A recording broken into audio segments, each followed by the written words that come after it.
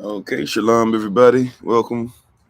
Welcome. Thank you for being on. May the words of my mouth and the meditation of my heart be acceptable in Yahweh's sight. He is our strength and our Redeemer, and it's in His name, which is His authority, that we pray, praise, proclaim, project, and protect today's message. Aman. Hola, mi nombre es Kofi. ¿Cómo está? Bonjour. Je m'appelle Kofi. Ça va? Ni hao. Namaste. Wasayo. Ohio. I see you. Kamsa. Kamsamida. Habari. Jambo. Mimi ni Kofi. Nina Fra Kukatana Nwewe. Akwaba. It's hello, this is Pastor Kofi. Excuse me. Shalom. Bakwatav. Barak Allah Cham Yahava. Tada Yashda. Guam Yashda. At Kofi. Halet. At Servants of Christ. Thank you for being on. I'm Pastor Kofi, Pastor Servants of Christ, where we are always changing lives one mind at a time by being a voice of the voiceless and speaking the unspoken. And I'm excited to be able to come before you one more again and speak on the word of Yah. How's everybody doing? We give all praise and honor once again to the Most High. We give all praise and honor to Him for my wife, the Honorable Maya, who lives a life that's able to be honored. You can check her out on TikTok, YouTube, her website, and Pinterest at Bloom and Flourish, not A&D, the letter N, Bloom and Flourish. She's a healer, herbalist, chemist, and biologist by degree. Wakwan, how you doing? We're thankful for everything she's doing in diaspora. If you'd like more information on tinctures and things like that, just let us know.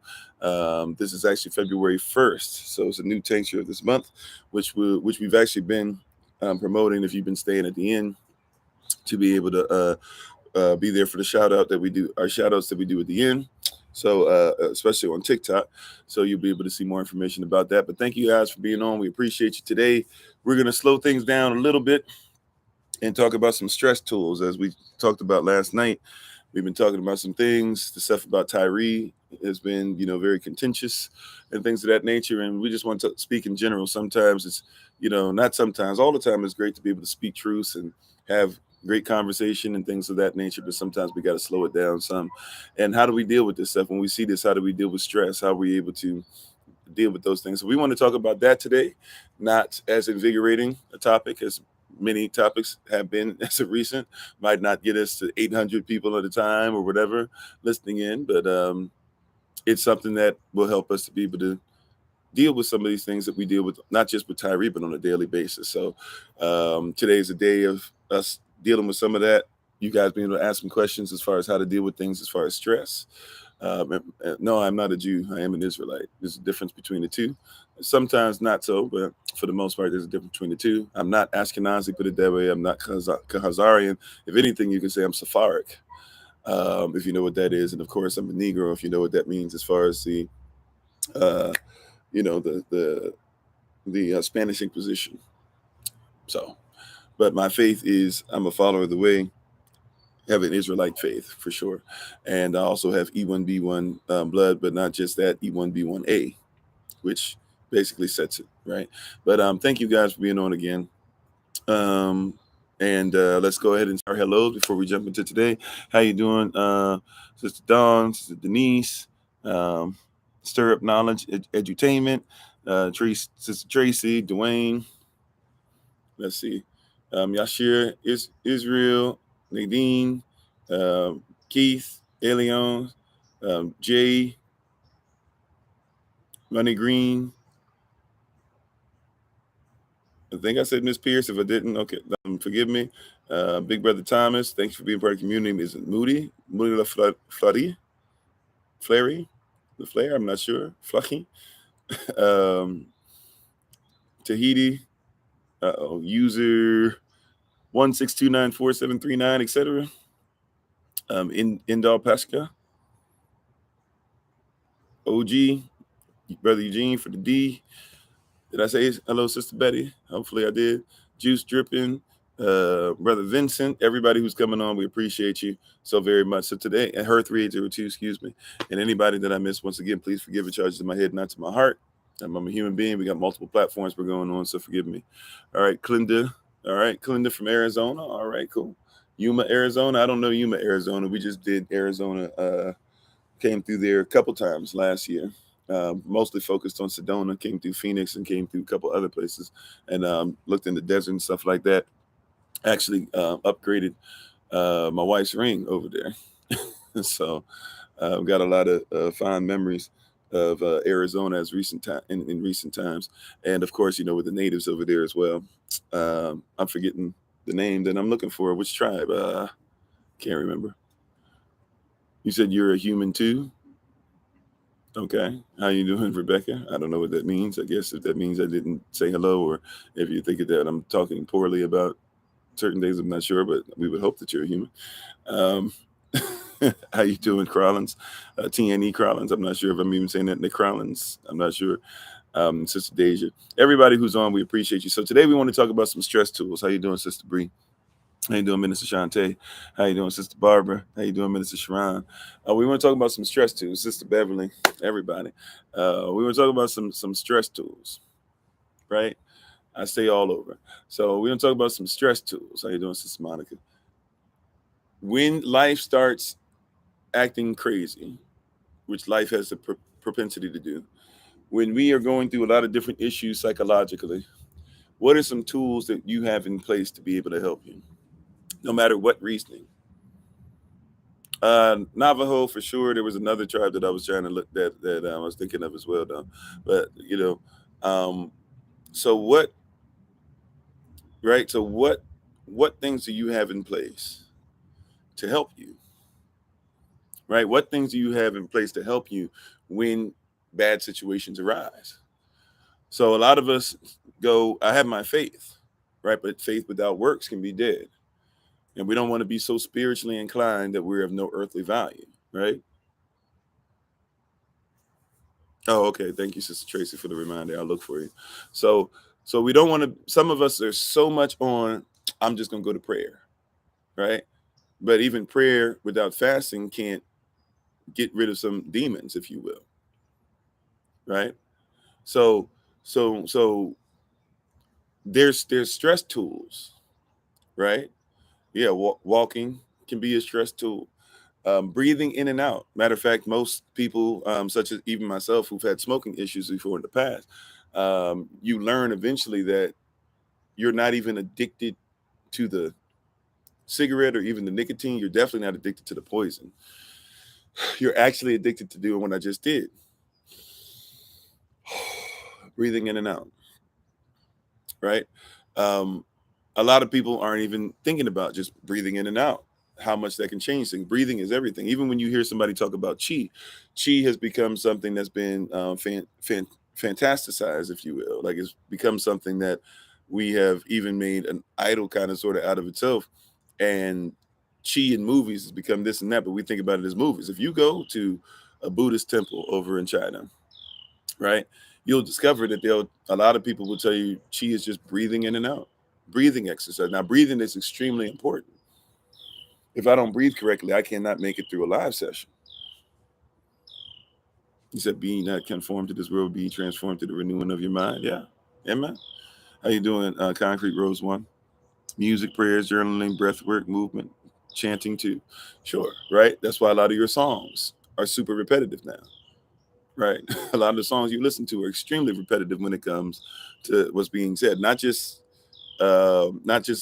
what's called gospel or whatever, but even hip hop, right? A lot of stuff is extremely repetitive. They want you to go ahead and say the same thing over and over again. You say the same thing over and over again, you get into this chant, right? Now you got to be careful what the chant is saying, but you get into this chant, right? You get into this chant, you get into this thing over and over again, you know, and that's what they're attempting to do, right? For you to be able to say the same thing over and over and over again. But you say that all the time. I give myself away, right? You're going to say that over and over and over again. Stay here, never leave us, right? Right. Ooh, over and over again. I'm a soldier. I'm a soldier, right? You're going to repeat the same thing. So even that, but there's some tools that we need for stress, right? How you doing, Billy Ray? right? Like there's some tools that we should be using for stress. And now here's one of the things that we don't talk about, right? Sleeping can be a tool. Matter of fact, it is a great tool, but we don't use it. But here's something I want to focus on today as well. Do you use these tools strategically, or do you just use tools? Like, for example, you can't just use any food whenever you feel like using any food. You know that, right? Like if you're having problems with your brain, somebody be like, well, turmeric's healthy. Yes, but it's not really gonna help your brain, right? You might need something to help with blood flow. You might need some walnuts, to be able to reestablish some things. You might need, some pine needles, whether chewing on them throughout the day, chewing on the bark throughout the day, making pine needle tea, different things like that, making the soup. How you doing? Yasanma, and thanks for being part of the community, Dre Sparks. And how you doing, Serlene, over there in the UK, right? How you doing, Drop 0048? I appreciate you so much, even when you try to make me feel bad about myself, right? Like, these are the things that we are dealing in, right? That we have to realize, like, we have to have specific tools for what's going on. You see, we have to have specific tools for what's going on, right? You can't, right? If somebody's having issues with breast cancer, and I want to make sure I give them some oxygenated food, I'm going to make sure, Bienito, thank you for being on. I'm going to make sure that even when they're dealing, right? I'm going to make sure that even though they want oxygen there, I'm not just going to give them oxygenated food. I'm going to also feed them food that shifts the oxygenated food there too. So I'm going to give them some citrus to make sure that it shifts it to the breast area, right? How you doing, G? Thanks for being on. Yeah, how you doing, Aaron? So you see what I'm saying? So the stress tools are something that's there, and you can see even a lot of people that are stressed out. We had 800 people on, 600 people on yesterday, up to 1,000 people on at the time recently and stuff like that. But a lot of people are not going to stay and talk about this because people are stressed out, but they don't use stress tools. So when I talk about this is something that can help you through this situation, people are just like, no, I'd rather be stressed. And that's one of the biggest things that we realize how that works, right? If we realize how that works, how you doing, Detailing Collins? And how you doing, Lynette? Thanks for being part of the community.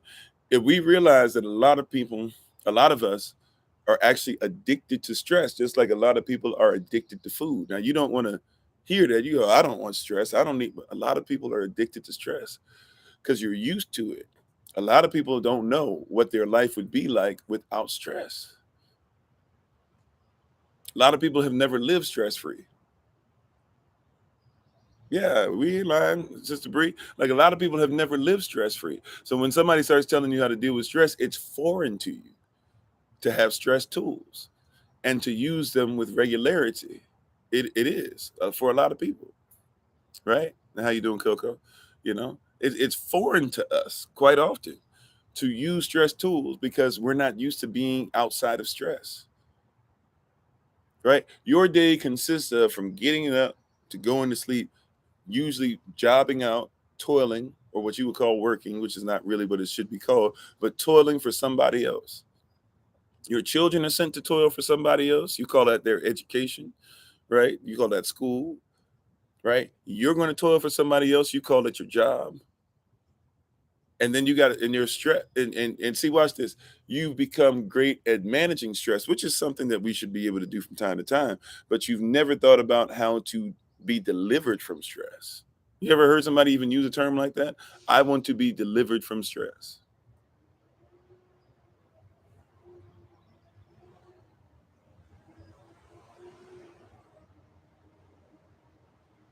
right? Have you ever heard anybody say, I want to be delivered from stress? You might want to be, but you don't hear people talking about that because we don't think of stress as something to be gotten rid of. So a lot of people have become great at managing stress. As a matter of fact, the more stress you can manage, the more credit you've gotten in your life. Writing the diary can be a tool, yes.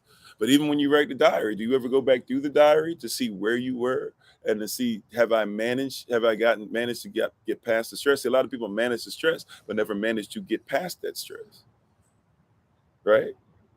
So we've learned how to manage stress over and over and over again. And there's some things that are stressful that might be part of your life from, for 20, 30 years, and you might have to manage it. There's decisions that we make that, right? Sometimes things that are positives come with stress. So I get it. I'm not saying that anybody that deals with stress, you're evil or something like that, right? I'm not saying anybody that does bad with stress is not evil, or I'm sorry, that has stress. You're eating. No, no, no. What I'm saying is that a lot of us don't think about, how do I make sure I am delivered from stress? Delivered, once again, the easy way of thinking about delivered, right, is deconstructing how you live. I need to be delivered. I need somebody to deconstruct. I need somebody to basically take me from where I am and place me somewhere else, right? So obviously, one of the greatest tools is the word of Yah given to us, of course, right? But I also want to make sure that you're aware that there are some other things that you can utilize, right? There are some other things, because even the Most High, as much as he says have faith, he still says there's some works that come with this. Who is this Yah? Yahweh Elohim, right? Whenever it says Lord God in the Bible, Exodus 4:16, whenever it says Lord God in the Bible, it literally translates to Yahweh Elohim. So his name and his title. God is a Germanic deity. You can make anything a God. So I'm careful about that. I don't worship God. I worship Elohim. And his name is Yahweh, according to Exodus chapter 3, verse 15, even though everybody stops at Exodus 3:14. Right? Aman, all praise be to the Most High Yahweh. So Most High. So watch this. So, and Bakwatab to everybody. Barak Allah Shem Yahweh. May the blessings be upon thee in the name of Yahweh. So look at this. We got to look at this correctly, as we have a lot of things where people don't know how to deal with stress. If you notice, as I've been doing this, I've been making the point even to kind of show that I've been breathing in and out a little more slowly. You'd be surprised how many of you, if you just started breathing in and out. So let's even deal with some scripture real quick, right? Right. Let's deal with some scripture real quick. If I were to tell you that Adam walked with the Most High in the cool of the day, most of you would think, right? Most of you would think that if I said Adam walked with the Most High in the cool of the day, right? Most of you would think, okay, that means that we have some really weird things that come up. I've heard that means, the Most High literally walked with him. It means that the Most High was like on earth. It means that Yahshua was walking with him, Yahshua, and all these different things, right? Khan means yes. Okay. We hear a lot of different things because we don't know the culture of the one that we're talking about, that we're studying, right? But if you look up that word "cool of the day," it just means ravak, or what we now say today, because of Greco-Roman terminology, we say it's ruach or ruach, spirit, which is Holy Spirit, right? So that means that when it says that Adam walked with Elohim in the cool of the day, is talking about the manifestation of Ravak HaKodash, the Holy Spirit, or what some people call the Holy Ghost, right? That's what it's saying, right? So when we're talking about imperfection, we're talking about inside of perfection. Before we dealt with imperfection, when we were inside of perfection, right? It says that Adam during his day walked with the Holy Spirit. Now we've been given the Holy Spirit again, something that was missed for a lot of people. They had to wait for her to come upon them, not for her to be inside of them and lead them and guide them. Like, right? So one of the biggest things you can do when you have stress, number one, is baptism of the Holy Spirit. Now, I don't want to make the assumption. I know a lot of you here have Holy Spirit. Yes, her, because in Hebrew, the Holy Spirit of Al-Kakwadash is always referred to as a she, like wisdom is always referred to as a she, and things like that, right? But so I know a lot of you claim to have Holy Spirit, and that's for you, right? I believe that a lot of you do, if not almost all of you, that I've ever met or talked to, etc. Right? So if you're going to talk about the Holy Spirit walking with you in the cool of the day. Question: how often, when you deal with stress, is one of your first responses instead of "Oh my God, OMG, I can't believe this, yeah, please"? How many of your response is "Ravak Hakodash"? What do you want me to get out of this? Holy Spirit, walk with me today. Before I even get to the stress. Yeah, the Holy Spirit is referred to as He in an English Bible. That's not what it was originally written in, right? Yep, you've read a Bible in English, you read a Bible in Latin and Greek. In Greek, they started to change a lot of stuff. Like you probably say firmament. Firmament is a Greek god. They threw that in there. You probably say God. God is not part of the language. That's something that's Germanic about anything you can make it to be. So, you know, but once again, this is a cultural perspective. If you like to learn from it or whatever, that's fine. I'm just here to tell you some things that you probably never heard, because this is it's a different culture. If you're not willing to live it and speak it and do certain things, Yeshua Mashiach, who you probably still call Jesus the Christ, which is Jesus, or comes from Yesu and Yesus, which literally means half man, half Zeus. Like Pegasus is the horse of Zeus, the Massasus is the daughter of Zeus. Zeus is Zeus. Well, then Jesus or Yesus or Yesu or Jesus is half man, half Zeus. Some people would even tell you it means to hail Zeus. Okay. It was a nickname that was given to him by Pontius Pilate, because Pontius Pilate knew, well, I know he's not of this earth or whatever, but Pontius Pilate put his real name above that. Yehashavai Malak at Avra, or here's Yashvai, King of the Hebrews. Okay. Right. You can find it in culture when you learn these things. You said where in Proverbs? Okay. All right, whichever. So anyways, as far as stress tools, right? We have many different things recorded. If you'd like to be able to go on YouTube, by the way, anybody who'd like to, you can click, if you're on TikTok specifically, you can just click on our link tree on there on our main page. Click on hashtag Find Kofi. That's the YouTube channel. Go to our playlists, which are a bunch of series we have. We have something called FAQ, Frequently Asked Questions. And we have something that's better for you if you'd like to actually know what we believe, a series called Having Been Led as We Believe. And you can go there and look on those things. I'm on, right? But you hear what I'm saying? Like, so you have to ask the Holy Spirit, how do I get through? Right? How do I get through this?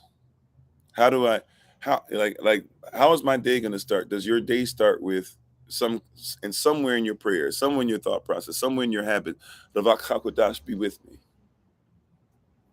right? If I'm baptized by fire, right, that's something that I can't come out of.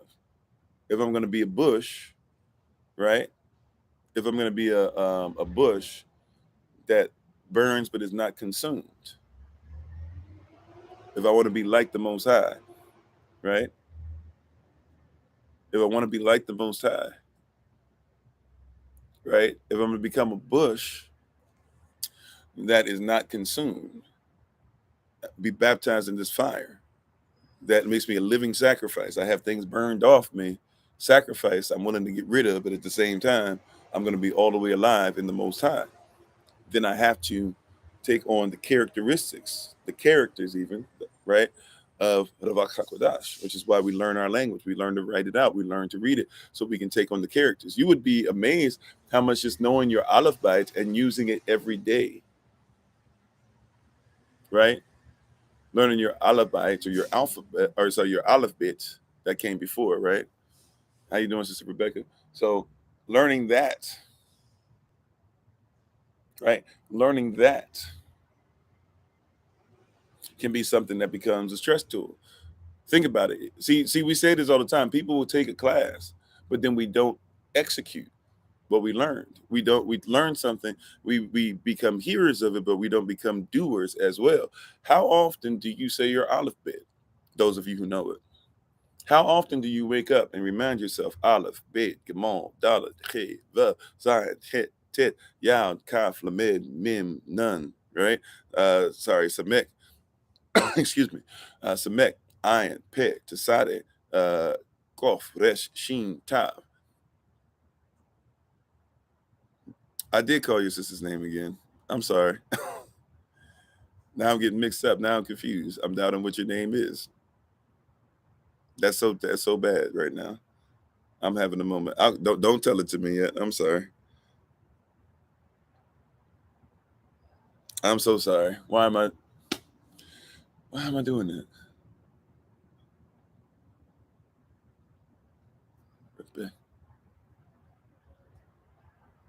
Rachel. Rachel. Sorry. Sorry. I don't know what's going on with that.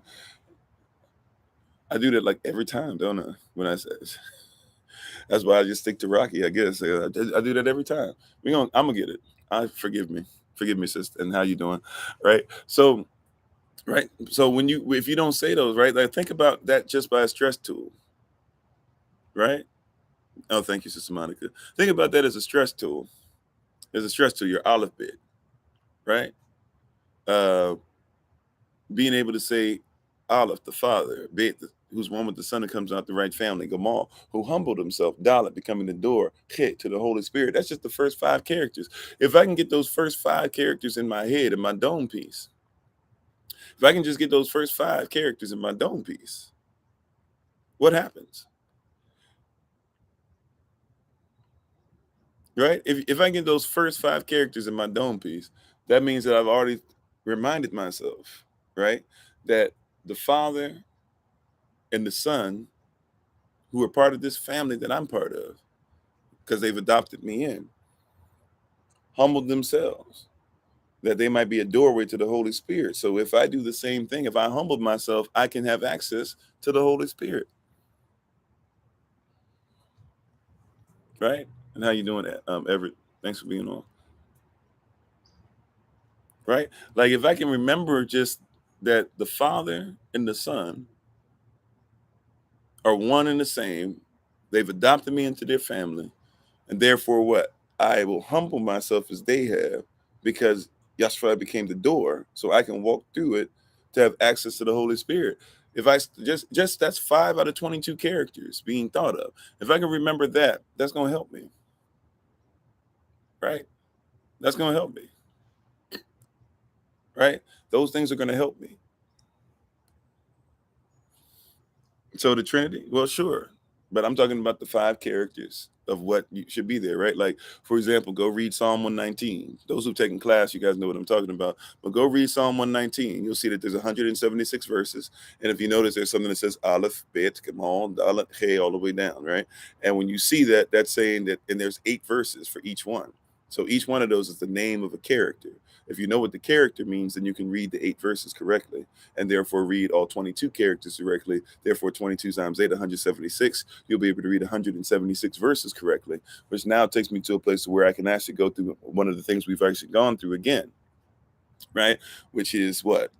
The Song of Degrees, or the Song of Steps, right? The Song of Degrees. We did a series on that too. If you'd like to go to the YouTube channel and pull that up, go to the playlist, look up Song of Degrees. When you find Song of Degrees playlist on there, you will discover that when we went over that, that's 15 steps. Once you know the Aleph bit, that's 15 steps to be able to take you from feeling down to feeling up.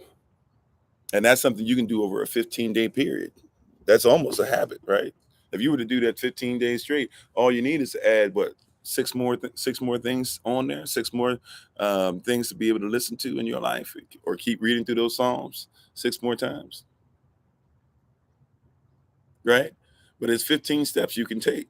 You're supposed to take them inside the temple. So as a little child, you're supposed to know the Aleph bit and what that means, Psalm 119, so that now you can go ahead and transition into the Song of Degrees, the Song of Steps is right there for you, right? So if you literally were to go, I'm gonna do Psalm 119, learn 22 characters, do that for 22 days, and then say after that I'm gonna take 15 steps, right? That's what, 37 days? If you were literally to do that in your life, you would more than establish a habit of thinking positive thought, right? You would more than establish that as a thing of positive thought. You could do that every day. That's an easy tool. That's an easy tool for us to literally just go through the 15 steps. If you want to take classes on it, we do classes on it all the time, right? We're kind of getting into the middle of classes, so it might be a little too late for this semester, but like Hebrew characters, or even if you are somebody who wants to take, I don't know, like, we even have it on our YouTube channel, on our videos list, a list of videos we have on our YouTube channel, just the olive bait. We have a series, I think it's on Kofi underscore 42 on TikTok, not this channel, but the one that has number 2 at the end of my name. But I think we have a playlist on there that's just Hebrew characters, right? Like you could legit just learn these things just by watching it and studying it, things like that. I would suggest that you get with some people that know the culture a little bit more, so you can learn like the number system as well, and the number of a name thing that happens in Revelation 13, where you actually find out what 603 scoring sixes and stuff. But just that within itself can be calming. How you doing, Brother Jeremy? Right, just that within itself can be calming. How you doing? Is it Lomandbar or Low Amand? Low Amand Bar? I don't know if I'm saying that right, but thank you for being part of the community. Right? How you doing, Big Dots Custom and Marco Polo? Thanks for being on with us. Right? So if these are things that you could use as stress tools. Right? These are things you could use as stress tools. Right? Now, also too, how many people have just had, when everything happened with the Tyree stuff and with all this stuff being on the news and everything like that, and shalom and shalom to everybody, barakallah, Acham Yechava, bakotav, to everybody. So when all this stuff popped up with the Tyree situation that's going on, question: how many people went outside? I know it's cloudy now, so for a lot of us, but if you were able to, right, even if it's cloudy, how many of you decided to go outside, take your shoes off, find some grass, put your feet in the grass, put your hands in the air in the what they call a victory pose, and just look up, put your head up, and stay there in the sun? Right. A lot of our first response was to say how horrified we were, to be dismissed, to cry about it, to do like, how many of our first response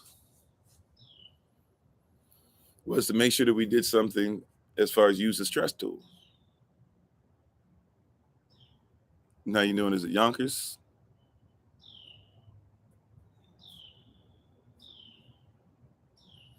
Well, 6 feet of snow now, right? But find some way to ground yourself the best that you can. I mean, if you got wood floors, it's better than nothing. Be barefoot, right? Or how many of us, when this thing happened, how many of you went to a gym and just hit a punching bag, hit a heavy bag? Yeah, and go to prayer, of course, right? Go to prayer. Prayer is everything. So I'm not dismissing prayer today. I'm just saying we're trying to put faith with works today, right? So that's a great habit to have. Go to prayer, but then also don't have faith without works, right? Like a lot of what happens, because you got to even comprehend. See, you're not just spirit, right? Your spirit, your soul, which means psyche in the Greek, or psyche, psychology. So your spirit, pneumatical thought, your soul, your soul, psychology, and then you're also body, physiology, right? And so if we're not careful, what happens once again is, and I'm not saying like, because some of you might not need to do some of these things, but what I'm saying is some of us need some stress tools, even in the physical.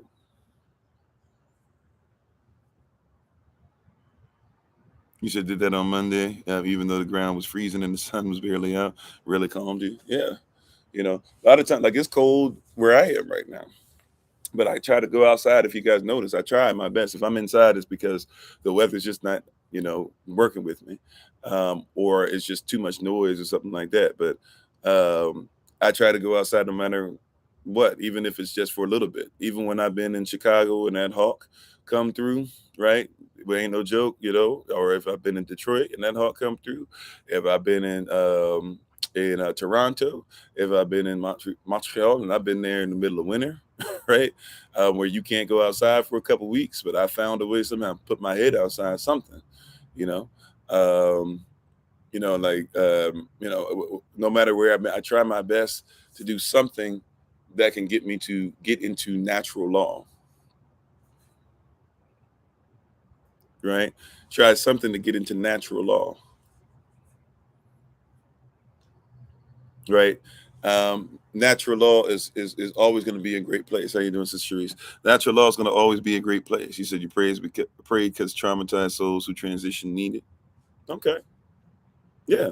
Once again, I'm not downing prayer, you know, and I'm not saying that's what you're saying. I'm just saying, like, I get it. Pray, pray, pray, right? But pray, and then where your works, right? First, sorry, First James chapter 1 verse 8. Everybody loves. Watch this. A double-minded man is unstable in all his ways, or you could say a double-minded woman is also unstable in all her ways, or a double-minded person is unstable in all their ways, whatever, right? But now that we've established that, what is it actually talking about? Like, if we're talking about it as a stress tool, if we're using prayer as a stress tool, what is it actually saying about how to use the tool? See, if you're going to use a tool, you have to use it the way it was designed. We use Elohim instead of God, right? His proper title. Sometimes, of course, you can shorten it to I'm sure. Usually, that's what they're going to do when they use it with somebody's name, or when they're going to give him attributes. They might say he's Al Shaddad, Al Nisi, or what we call Nisi, and stuff like that. But what is James chapter 1 verse 8 when it says being double-minded? What is it really talking about in your prayer? See, we don't even think about it as a prayer. We just say double-minded means you have cognitive dissonance. And true, but that's incomplete. Okay, Sophia, Armand. Right? Well, what is James chapter 1 verse 8 talking about as far as prayer? See, the context is missing. So now you got a tool, but you don't use it correctly because you got context missing. We talked about this quite often on the lives, right? James chapter 1 verse 5 through 8, started verse 5. It basically starts off by telling you that a lot of people are asking, but basically, if you put all of it together, it's saying that a lot of people around here praying, right? But you don't live righteous. And so when you don't live righteous, you pray, but your prayers really ain't going no higher than the ceiling. So if they're not going to go any higher than the ceiling, then basically you're asking for something you're not going to get, which means that you're double-minded when it comes to prayer, right? But then it's really saying not only are you double-minded when it comes to prayer, you're double-minded in everything. A double-minded person is unstable in all their ways. If you keep going back and forth, back and forth, back and forth, back and forth, right? And you pray, living back and forth, the Most High doesn't honor lukewarm. He spews that out his mouth. So even that stress tool you might be using is not necessary. Like that prayer hammer that you're trying to use, you might be asking to miss. You might be missing the nail. You might be putting holes in the wall rather than fixing it because you're using something because your life, you have no discipline. You're not disciplined hitting the mark every single time. You're all over the place, never hitting the mark. That's what sin is, by the way. Sin is missing the mark. To sin is to miss the mark. To sin is not to purposefully. You can sin. That's why our ancestors used to say stuff like, there were prayers of omission and commission. Omission means you omitted it. You did something wrong, right? But you try to act like you didn't. And commission means you didn't. Or I'm sorry. I'm saying that wrong. I think they were using the word wrong. Now I think about it. But anyways, right? There were prayers of omission and commission. What they meant by it, I just realized the word. I don't even think they were using the words right. But anyway, omission and commission. Basically, what they meant by that was that, hey, there are some things that we do on purpose. There's some things that we don't do on purpose. That's what they meant. Now that I'm thinking about it, I'm like, if it's commission, right, then they would like know what they were doing officially. If it was omission, they would have known what they were doing, but just did it unofficially. So I don't know if that's what some of the elders I grew up with, they would tell you it means if you knew you were doing it or if you didn't know you were doing it. I don't think that's what that actually means. But anyways, that's what our ancestors meant. We'll go ahead and give them that way. We'll honor our elders, right? I just had a moment. I'm sorry. I just realized I don't think that was right. But anyways, so when you have these sins, sin just means to miss the mark, right? So do you have stress tools for sin? Now, some people don't have stress tools for sin because you don't think you sin. I'm not a sinner. right? I sprinkled some Jesus on me. I took some Jesus dust and I sprinkled him on me. He died for me, and so I don't sin. But that's part of the problem. Is some of us don't have stress tools for sin because we don't think we sin.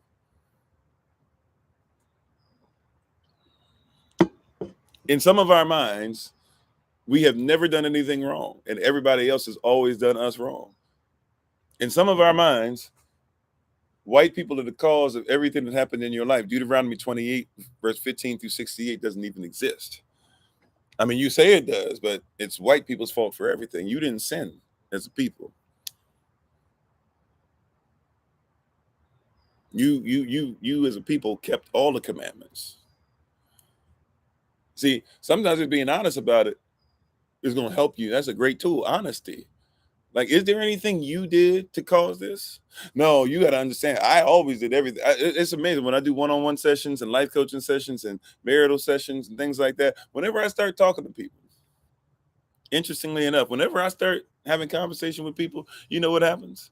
Like, it's always there, or I won't say always, but it's very rare that somebody, I praise y'all for it when I get honesty, because a lot of people are very dishonest.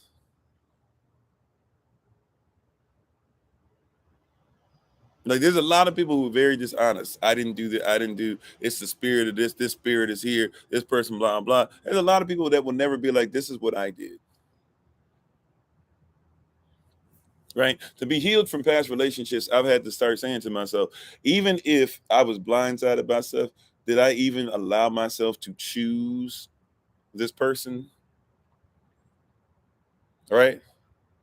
Like, this person didn't have to be in my life if I treated them as the Bible said treat them when it came to even be there. Not treat them as far as wipe the dust off my feet, blah, blah, because I'm just meeting them, right? But if I see, for example, if you got in a relationship with somebody and you're like, man, this girl, this woman, blah, blah, well, guess what? She was supposed to be a wife before you found her. You're not supposed to marry a woman. You're not supposed to marry a girl. You're supposed to marry a wife. And she has to hit certain qualifications. But when you find a wife, you find something that brings favor, right? You find a constitutional thing. But look at the verse before it. It even tells you part of what's going on. She was up there cussing and fussing and doing this, but you didn't care about all that because she was willing to lay down with you and she has a nice body. And you said, well, that Coke bottle frame, right? That nice slender build, that nice this, that nice that, the way that she presents herself, the way her breasts are shaped, the way this, the way that, the way the sun reflects off her hair, the way the way that she bats her eyes at me, the way that she gives me interest. Hey, ain't no woman been giving me play in your mind, right? But so when you go back, yeah, over time, you've changed the story. But truth be told, if we go back to when you met this woman who you made your wife, when you were supposed to find her when she was a wife, was she really a wife? Because the verse before, verse 22 of Proverbs 18, verse 21 goes like this. It says, death and life is in the power of the tongue. She was cussing and fussing and wasn't speaking life into you and was always arguing about this and was saying that, you're going to have to prove to me that men are good because I ain't never met no good man. And she told you she didn't need this from you and need that and blah, blah. Well, death and life was in the power of the tongue. And those that love it will eat the fruit thereof. You decided to love that tongue because it was attached to that body. And now, now that tongue is in your house, that language, that spirit is in your house, right? That spirit is in your house, it's in your family, it's in your crib. Now you talking about this, that, or whatever, right? But you caused yourself some stress because you didn't realize that she's not a wife. There was the next. So what's the two verses together? Proverbs 18, 21, 22, right? Death and life is in the power of the tongue, and those that love it will eat the fruit thereof. Therefore, he who finds a wife, if her tongue is right, that's part of the qualifications. Read above. Matter of fact, let's just do this real quick. I know we're talking about stress, so I can't stay here. I'm just going to read to you a little bit more Proverbs 18 than what a lot of us have probably read before. We just focus on Proverbs 18:21. Let's go to Proverbs 18. Let's start at Proverbs 18, verse 14. All right, y'all ready? Proverbs chapter 18, verse. Actually, make sure y'all get there. When you got it, say, I got it. Say, Aman. Say, I'm with you. Say, Amen. Hallelujah. Whatever.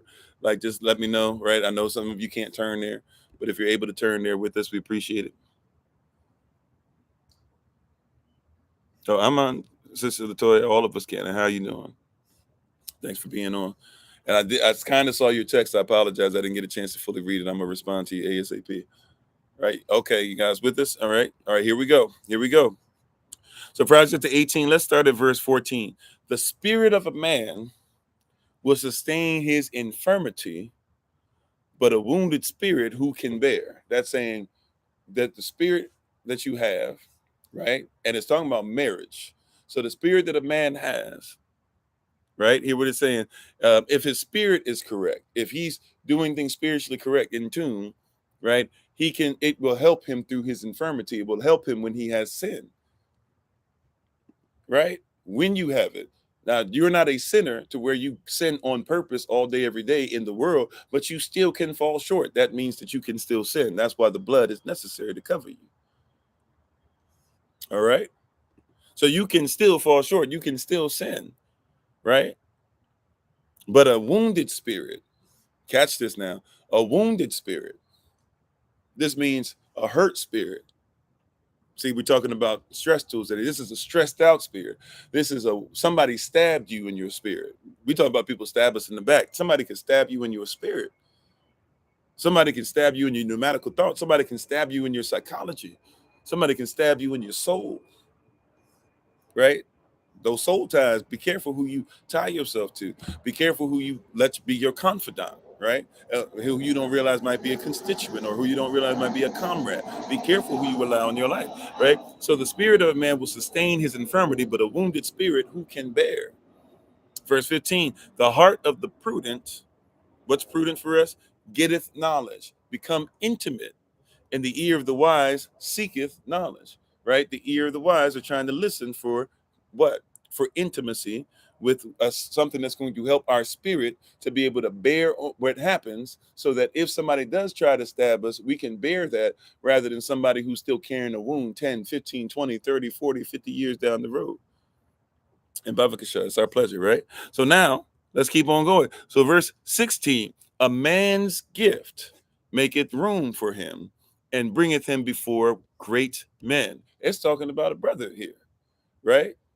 Remember, Proverbs, even though it talks about our sisters, of course, even especially the most famously Proverbs 31 woman, right? What we call the virtuous woman, the one who represents the Most High and her family well, right? But we're still in a place, right, where right here, remember, Proverbs was written from father, or basically from, it's kind of sort of from father to son. Solomon writes it, but Solomon basically is writing what his dad showed him, what David showed him. Right, this is Solomon giving you his point of view, and right here he's really focusing in on men, on brothers. Now, some of this stuff can work just for sisters too, but I just want you to get the context. So it says, what? Once again in verse 16, a man's gift. Your gift does what? Maketh room. Maketh means continuously makes room for him, and bringeth him before great men. That in and of itself is a stress tool. Have you developed your gift?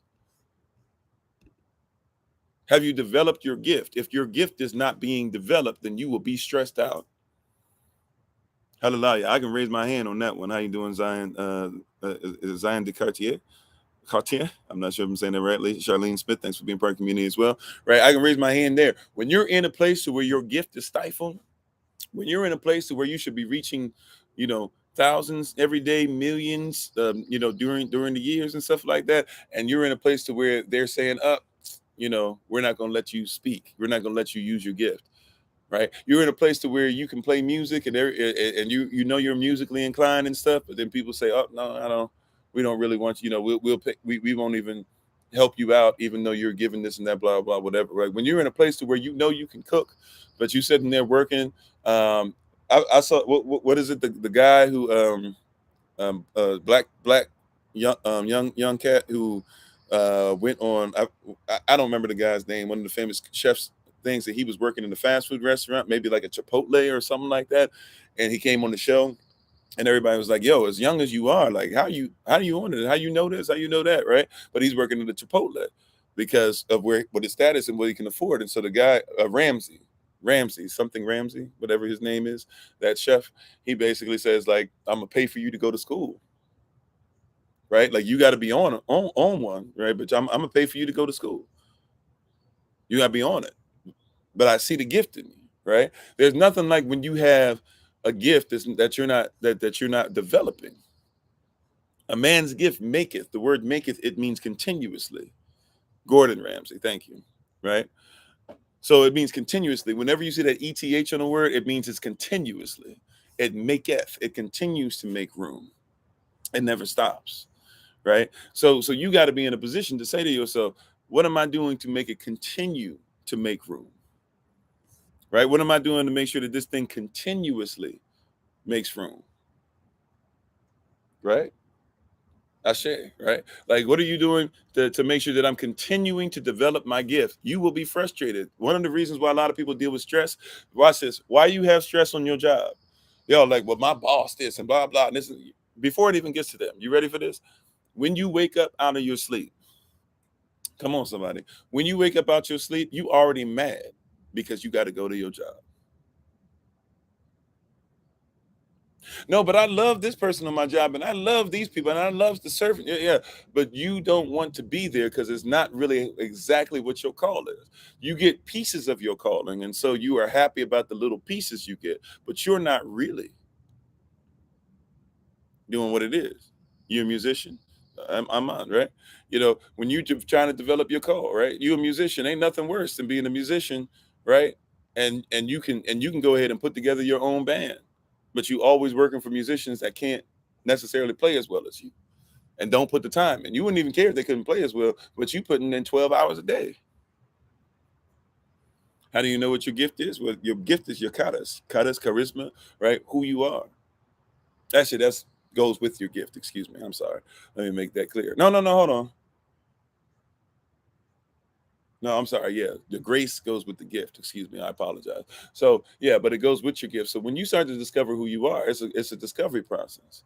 Matter of fact, sometimes you can go back to what you wanted to be as a child before they told you in school, like, oh, you can't be that, you can't be this, you can't be that. You might want to go back to that and rediscover. When they used to say, "What do you want to be when you grow up?" and you would throw stuff out there that seemed to be, avant-garde, right? It seemed to be something that was totally obtuse to what it was that you should the angle that you should really be heading in and things of that nature. It wasn't acute enough. But go back to some of those things because you in your childhood you knew what you wanted to do, right? Like I was speaking, I was going door to door, 4 years old. I was speaking in front of people about the word of Yah at 6. Now it wasn't with the right faith. I'll give you that, but I was being prepared already, right? Got into music, thought that was, and that became like my first love because I really didn't know the Most High when they had me knocking on doors and stuff. But I loved music and stuff, but I realized in music it was like a communication thing. Eventually, what happened with me is when I started playing music in churches, like years later, even when I was still doubting Christianity, but still was playing the music, I realized that as I played, I never really was worried about what everybody else felt about it. I just wanted to make sure that the Most High was pleased, and when I felt He was pleased, it pleased me. When I gave Him my best, even if it wasn't the greatest, and I played with some pretty nice names in my little short music career, or whatever. I mean, I still play music, but very, very rarely now. Except definitely in comparison to how much I played before. But I learned, like, yeah, like this was all about that. And so even that, my gift was still, it was making room. And now, like, it's made room to a point to where I'm able to put my own music out and stuff like that. I'm able to do these things, right? Like, so I was developing it. And even though I was developing it through music, because here's the deal, even though I could speak to crowds, I also was afraid to talk to people. You would think that that's weird. And people who meet me, you'll find that I a lot of times just shut up when a lot of people are around because I'm still very introverted. This is my gift. So when it's time to turn it on, I'm in this, I'm in this, I'm in this. But I'm actually pretty introverted, right? I love to do this. So I'm honored to do it. If I got to talk to people all day, but man, in between some of these phone calls I'm making, in between some of these messages, in between some of these teachings, in between being invited to go to this person's place, that person's place, every once in a while, I just leave me alone, right? Right? Like just leave me alone for a minute. I gotta go somewhere. Leave me alone. Y'all, please stop talking to me. Like I just need to get away from people, right? And no offense to anybody. It's actually how I am, right? But I'm just saying, like in that, I know what my gift is, right? And your gift makes room. So even though I don't necessarily even always like speaking, I still develop it.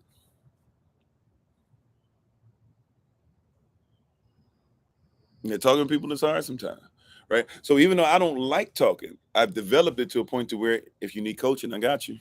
If you need teaching, I got you. If you need a word, I got you. You know, yeah, surprisingly quiet in person. Yeah, I'll jump in from time to time if I feel like there's something that I need to say or I'm led to say. But I'm perfectly comfortable being in somebody's place. You know, some of y'all can vouch for it. You know, I'll ask permission if people are having a conversation. I'll find a place on the floor. Especially if we've been traveling and I'm tired, I'll find a space on the floor and lay down there and say, "Is it all right? I'm sorry. Like I'm tired," and I'll fall asleep. You ain't got to give me no bed. I'll fall asleep on the floor. I slept on the floor quite a bit growing up, you know. So sleeping on a hard floor or on a nice shoe on a nice rug, that's everything, you know. So I'm just saying, like, you know, but you know, praise y'all for my wife who's willing to comprehend that her herself. She likes to have alone time as well. So I'm thankful for that. But you know, it's just why should we worship a God who takes the life of children? Why should you make sure? Why don't you make sure that you deal with the consequences of actions? See, that's a stress tool. You see how we just said that earlier? Anyway, right? That's a stress tool, to be honest. Is there a consequence? With every choice, there's an invoice. I'll just answer that really quickly, Daniel Green. I know you don't want to hear up somebody got to you. I think it's an okay question to ask, you know, but for every choice, there's an invoice, if you're still listening. So for every choice, there's an invoice. And how you doing, Minister Timber? So for every choice, there's an invoice. Um, so if you don't So watch this. If the Most High says, "Look, you have free will. All you got to do is live forever. Is eat of the tree of life, and I'll get rid of the tree of knowledge of good and evil." But if you eat of the tree of knowledge of good and evil, then I have to take away the tree of life, and I've got to allow you to die off, so that you can go ahead and separate yourself from a sin-filled body, so that I can give you a glorified body, so that you can live again. But it's your choice. You have the choice to live in paradise with me forever, or to live in Sha'al or hell forever. But the choice is yours, and you eat of the tree that comes with hell because you wanted to listen to the person who's not being obedient, the Satan, and listen to him who's already lost and been defeated. You want to listen to him tell you what to do, then so be it. But it's always interesting people say that, but nobody talks about why do you allow your children to eat, you know, fake food and get disease? Is that the Most High's fault? Of course it's not, right? We don't ask questions like why do people not allow you know, why is it that people eat genetically modified food? Why is it that people are okay with cursing, even though every curse that you say is a curse? You're cursing somebody. But then when all these things happen and death now comes upon thee because of a decision that you make, then it's the Most High's fault. Why don't people eat correctly before they have babies? Then you eat incorrectly, you have sickness, your eggs are damaged, your sperm is damaged. Here you are trying to give your best to yourself, and it's still so damaged that your baby comes out damaged. And rather than make sure that you know, repent of those actions and say, I'm going to do the best to raise the child, you shake your fist to the heavens. How you doing, JFC? See, that's lack of accountability. Like we were talking about earlier with the marriage. A lot of people don't like to be held accountable. So we'll blame anybody, including the person who gave you life. So you say, why worship God or whatever? Once again, I don't worship God, I worship Elohim. But you don't know the difference, you know. But why worship yourself? Are you stopping people from dying? Are you offering anybody a second life? Do you follow laws? Are you causing people to come together or people to be separate? Do you care about my community? Right? Because if not, I could really care less. No offense. That's just not something I care for. Short answer, to be spared from evil, you know. So but let's keep on going, right? The heart of the prudent getteth knowledge, intimacy, and the ear of the wise seeketh knowledge. We're in Proverbs chapter 18. We're in verse 16 now. A man's gift maketh room for him and bringeth him before great men. So if I'm in my gift and I develop it enough, I'm ready to come before great men. Every wife, when you find a husband, not a man, but a husband, right? Be ready to go before great men. This means you got to be on time because you're going to go before great men. This means that you have to represent the Most High, because you're going to go before great men. It's not just going to be the husband going by himself. You're going too. And you're going to multiply it. So if you want to be in front of the greatest of men, then you got to multiply what he's doing. That's why you a force multiplier. That's why you're a helpmeet. You're about to go before great men. Right? That's why you're not in front of him, behind him, above him, beneath him, but you are beside him. You about to go before a great man. See, that's why, once again, when somebody says, I'd like to see if you can be my wife, you need to check the resume. Y'all just quick to go on a date and eat the food. Right? Maybe lay down and do some stuff like that. How you doing, Art? But no, like if you're gonna go before great men, you got to check the resume. Are you prepared? Are you really gonna be going before great men? Because that's part of the requirement. See, some of the stress of marriage, if we knew how marriage worked. You see, some of the stress that we have in marriage, if we knew what we were supposed to be, if we knew what we were in for, if we were trained correctly, first thing sisters should be doing. Any sisters that are part of SOC, if you don't do this and you've been with us some time, this is on you. Because I got to see, wait a minute, if you're going to be a great man and you're going to develop your gift, then I got to see, is this going to lead us before a great man? Now, great being relative, I get it. I'm not saying you got to go before the king of England or anything like that. I'm not saying that you have to go before Putin or Biden or whomever, right? But people you be around, they should be great. So whatever your gift is, whatever your vision, whatever your mission is, it should be something that leads us to go towards great men. Thank you for the love. Appreciate it. That's an awesome first gift. Thank you. Right? So if whatever you talking, bro, it better lead to great men, or else I need to leave that alone. I'm just saying, whatever you talk, there better be some kind of greatness coming over the horizon, or else what we doing? It's got to lead us before great men. All right. See, once again, accountability. Somebody be like, oh, why, all these women, blah, blah, blah. Do you have something prepared to take her before great men? All right, Sister Sophia, thank you very much. Be safe out there. So man's gift maketh room for him and bringeth him before great men. First in his own cause. I'm sorry. Well, let's say it in proper English. He that is first in his own cause seemeth just, but his neighbor cometh and searcheth him. He that is just, or he that is first in his own cause. So if I'm supposed to get before great men and develop my gift, right? But if I'm going to develop my gift correctly, it will never be for my own cause.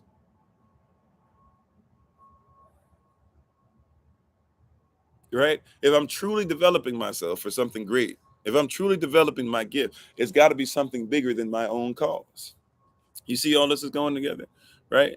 Husbands and wives is talking to us, right? So he that is first in his own cause seemeth just, but his neighbor cometh and searcheth him, right? If you love me, you should search to see if this is just about me or if it's greater, right? But also, if I love you, I should search you to be able to say, is this bigger than you, right? Like, why are you making this about you? I should challenge you on that. You should challenge me on that. Okay. Verse 18, the lot causeth contentions to cease and parteth between the mighty. The lots, right? What's owned causes contentions to cease and parteth between the mighty.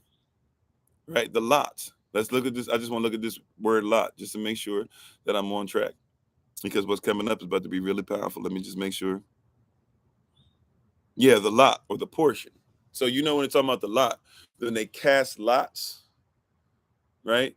Some people say like they ripped his clothes apart, they cast lots, but it's a lot in any way, shape, or form. Basically, it's talking about something you're trying to do to own a lot or to have ownership over something, right? So you cast lots, you could even take like stones, you could take pebbles, you could take anything, and you can make sure that you cost lot. But a lot of people, because you're in competition, trying to basically measuring signs, right?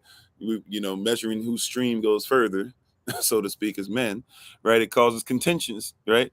But owning the ownership of the lot, everybody having what is theirs, everybody just saying, look, this is what's owned. This is what I developed this gift, right? It maketh room for me. it brings me before great men. It's not about just my own cause, but something bigger than me. And even when other people have searched this out, they found it to be so. So therefore, we don't have to cast any lots. We don't have to try and vote on this. We don't have to try and see what's real and what's this and that. But no. Like this is how I live. This is how I eat. You see this every day. You see that I'm consistent. So because of that, you see that there's no contentions necessary. Right. And we as mighty men, because I'm coming before great men, we don't have to part. We can work together. So verse 19, a brother offended is harder to be won than a strong city. There's a stress tools. These are things you can do to stop having stress in your relationship. A brother offended is harder to be won than a strong city. If we were trying to take over the city of New York, it would be easier to take over the city of New York than it would to basically win back somebody who you've offended. Have you ever thought about that? But we don't think about that with brother. See, we think somebody's offended. You don't comprehend. When a brother gets offended, either has to be something really extreme or it's something that he's been asking over and over and over again. Please don't do that. Yo, please don't. Look, man. Look, like, bruh, I ain't really with, like I told you, stop. Bruh, I told you stop doing that. Right?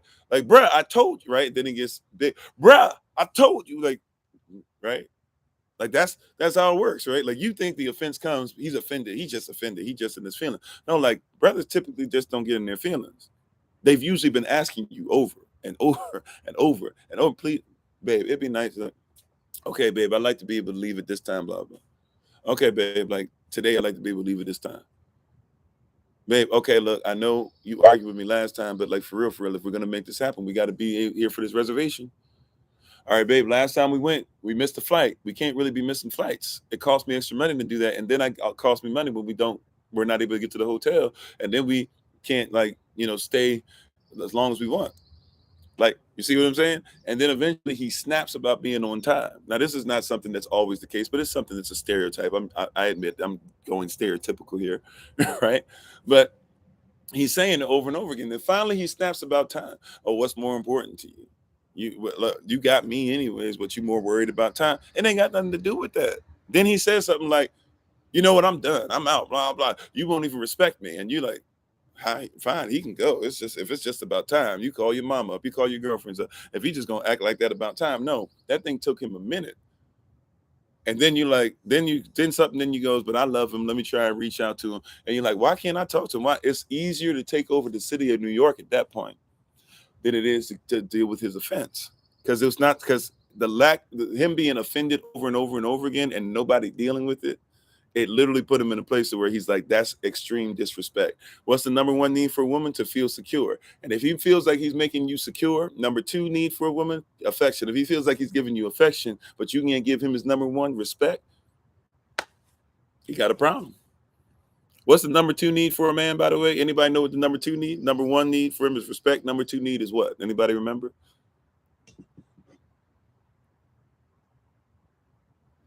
These are tools that just might help you to not even have to deal with stress. Number two need is sex.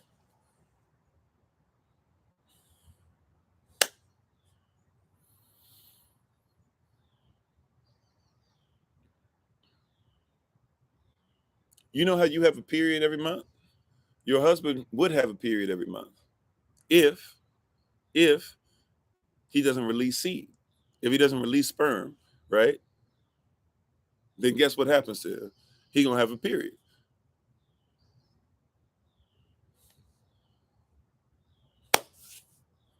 He gonna and guess what? So when he's getting to a place where he's about to have a wet dream, he's gonna become emotional. He's gonna become like a little child. Why are you acting like a little child? If he don't get sex, you start acting like a little baby and stuff. Yeah. You remember when the age when men have their first wet dream? What's the age that men have their first wet dream? Preteen, teenager, child. So if he's not getting anything, and you don't want him masturbating, because if he's masturbating, he got to look at certain things, right? He's got to think about certain things, right? So he's gonna go back to 12, 13, 14, 15. Oh, wasn't ready. I'm just saying, right? So you don't realize that as a man is not getting some if you don't want him to go ahead and masturbate, right? then guess what is going to have to happen? Because if he's not going to do so, which he shouldn't, by the way, because it's almost impossible, let's be honest, for us to do it without having to think about something, right? Or having some kind of picture to look at. Prayerfully, if you're looking at pictures, they're pictures of you, but I know some people ain't into that, right? So therefore, if that's not what you're doing, then guess what's going to happen? Like, he has to release it. And as he gets closer to releasing it, right? Well, hopefully he's not so dismissive of you that he would just go cheat. If so, then you didn't marry a husband, right? Not a real one, But hopefully, but what happens is if you're not going to help him to relieve that, then guess what? He's having a period. He's getting ready to release something that's supposed to give life. It's supposed to go in your garden to meet your egg. And the same way that if his sperm doesn't meet your egg, you have hormonal imbalance. Well, in the same manner, if his sperm doesn't get the chance to meet your egg, he's going to have hormonal imbalance because he's designed to give sperm to the day that he dies. I mean, we don't like to talk about this stuff, right? But that's stressful. Now, if you have somebody that's not qualified to be a husband, he probably will go cheat after a while, especially if he's had, 5, 6, 7, 8 wet dreams. Or he started realizing that he's going to get, more out of his hand than out of his wife. Sorry to say it that way.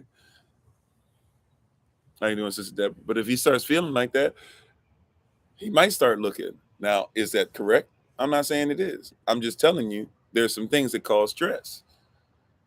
You might miss the stress tools. So for him, you think sex is only just like, because once again, sex is something that you need as well as part of as part of your basic human needs. But your first need as a woman is going to be protection or security. Your second need is going to be affection.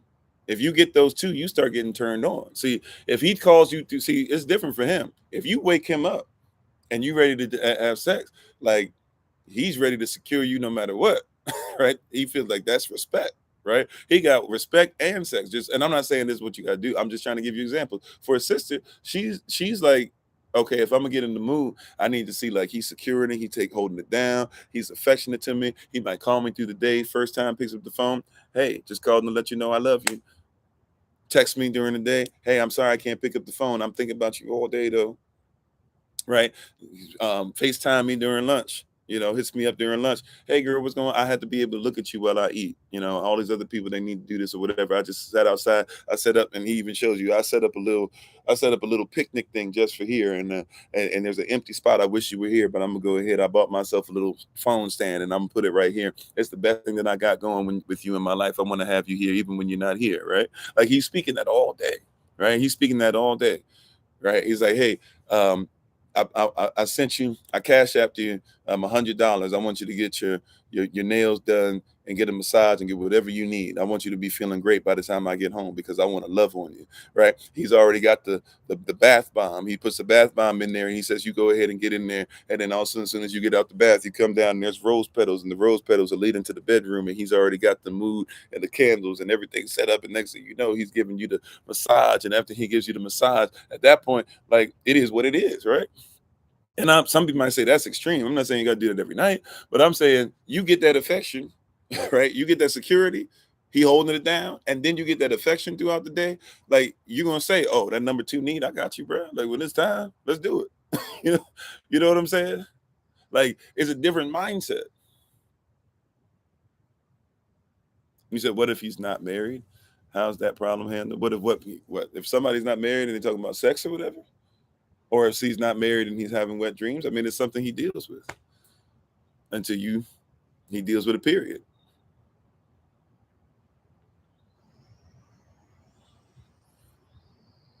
I mean, if somebody's going to use, masturbate, I'm trying not to use that word too much today. I know I've used it a lot, but if you're going to use that word or whatever, if it comes into something like that, then it's going to be very difficult for him to do without having something that he's thinking about. Now, if he has zero experience, maybe he does, but it's just something you got to do. It's self-control. Or what? Well, not self-control. We talked about that. They changed the word. What is it? It's temperance, right? It's accountability. It's part of how you were created. Now, watch this. That's something that we don't talk about, though. See, once again, we don't talk about this. Here's the discipline, right? Here's the discipline. I'm trying to get back to the stress tools, but let's go ahead and finish this out, right? Here's the discipline,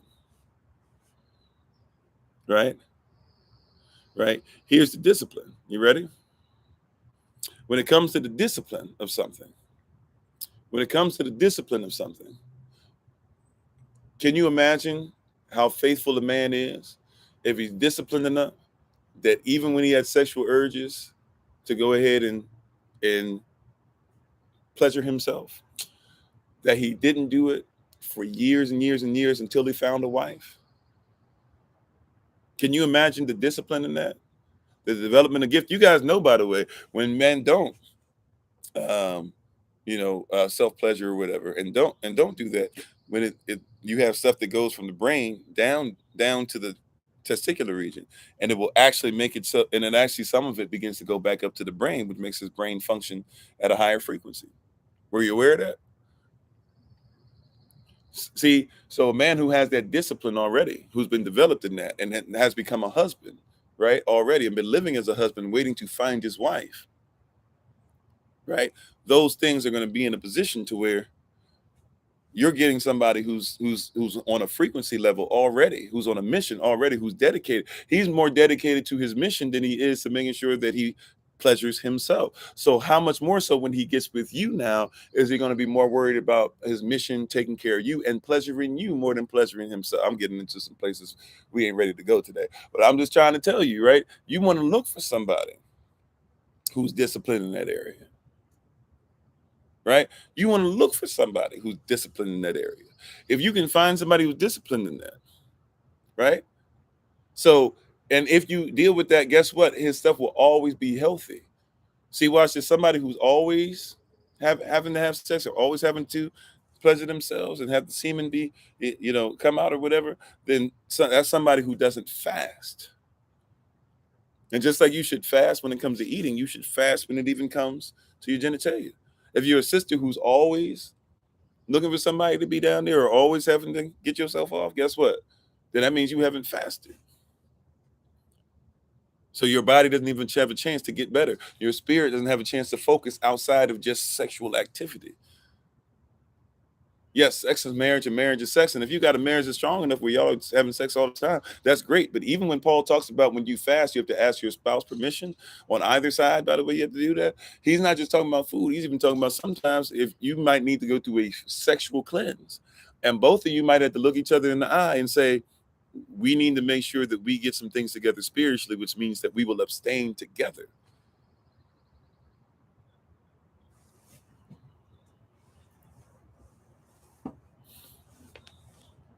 Just real talk. We don't teach this stuff though.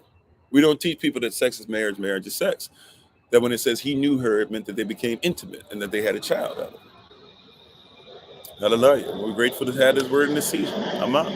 Right? So these are stress tools. These are stress tools. Right? You got to recognize that as a brother, if you get to a place to where you can handle it for years until you are qualified for marriage and then find a wife to become one with, if you can handle this for years of being disciplined enough, and yes, even humble yourself enough to have to wake up in something that should be implanted in somebody else, and yeah, it's disgusting and things, but you find discipline and you say, I can make it through this. So by the time, right, you become more disciplined. By the time you find a wife, now you become more disciplined.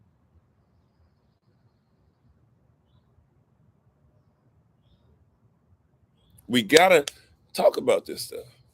We got to be honest about this. There's no way that we live in an over sexualized society and we shouldn't talk about sex. No wonder our children are falling for the okie doke. All right. Anyways, let's get back. Let's get back. That's enough of that for now. I know some people have been kind of uncomfortable with it. I get it. I get it. I get it. Nobody really talks about this stuff. Hallelujah. Whoever that was for you. Right? Because you ain't gonna get you ain't gonna get that too much from people. So praise Yah, when you needed it, right? You said that first we need to feel secured first, and if we don't, how do I give in? Well, that's a great question. Once again, it's going to be difficult. I'm not going to say it's something. It might be a point to where you break and you can't do it. If I just be honest, like if you don't feel secure long, and then definitely if you don't get affection on top of that for a really long time, after a while, you're not going to give somebody what as far as respect, which is number one, but then also number two, sex. And by the way, you shouldn't be obligated to, because that's what you would call, believe it or not, that's what you would call fornication. People only think about adultery, which is like the physical breaking of covenant, right? But adultery doesn't just mean, I'm sorry, adultery is what people think, but fornication doesn't just mean having sex before marriage. Fornication is a false image of marriage. So if you're in a false image where somebody thinks that they're supposed to treat you disrespectfully, after a while you have the grounds for divorce. Now, I don't advocate that, and I advocate doing everything in your power to be a long sufferer rather than run out of patience. However, you're not designed to be a doormat. But we have to learn these things. We don't even know what these terms are, really. We don't even know how to use these things. We don't have people that hold us accountable to these things. We're looking at a very Greco-romantic way of looking at things. But let's go back to Proverbs. Great questions, by the way. Prayerfully, whoever got what they needed, you got it. So here we go. Proverbs chapter 18, verse 19. So a brother offended is harder to be won than a strong city, and their contentions are like the bars of a castle. It's difficult to get into that brother's heart again. So verse 20, a man's belly. Watch this. Thank you for the love. Watch this. This is something that's really going to bless you if you get this. A man's belly shall be satisfied with the fruit of his mouth. Did y'all catch that? A man's belly, we're in Proverbs 18:20 now. A man's belly shall be satisfied with what? The fruit of his mouth. And with the increase of his lips shall he be filled. Hey, how you doing, Sister Austin? Right? A man's belly shall be satisfied with the fruit of his mouth. And with the increase of his lips shall he be filled. As much as you might not like this, you might think that this is narcissistic behavior. I'm here to tell you, men love to speak highly of themselves, especially when they're doing something right. I know you don't like that, but that's just the way we're built, right? You like it too. You just like it in a different way. See, we have to curb how we do it. But see, if a man says something, see, men rarely ever say great job, great job. So when somebody says great job to another man, from man to man, we take notice. We love it. We love it because it's something that men don't really do. Men, so when a man, like men love the praises, right? But it's so watch this. I've said this before. My father, I'm in the military, taking care of babies, doing whatever, traveling. My father says, my father goes, hey, he just puts his hand on my shoulder, and he just goes like that. He didn't even say anything, but I knew he was saying, and oh, I'm sorry, and he put cash in my hand. So he puts cash in my hand, he puts a shoulder on there, and he sees that I'm in the military, I'm taking care of my family, I'm doing the best that I can. I don't have it all together yet, but I'm doing what I can.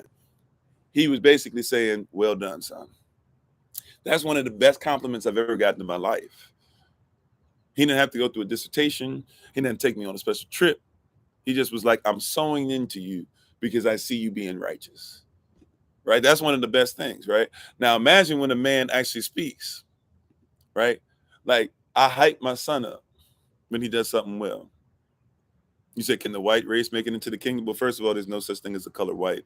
But what somebody's talking about as far as being white or whatever, anybody who's grafted in, who wants to follow the commandments, according to what Solomon said at the temple, according to Romans chapter 11, they can come on in. According to Revelation chapter 7, Israel must first be sealed. Right? That's the promise.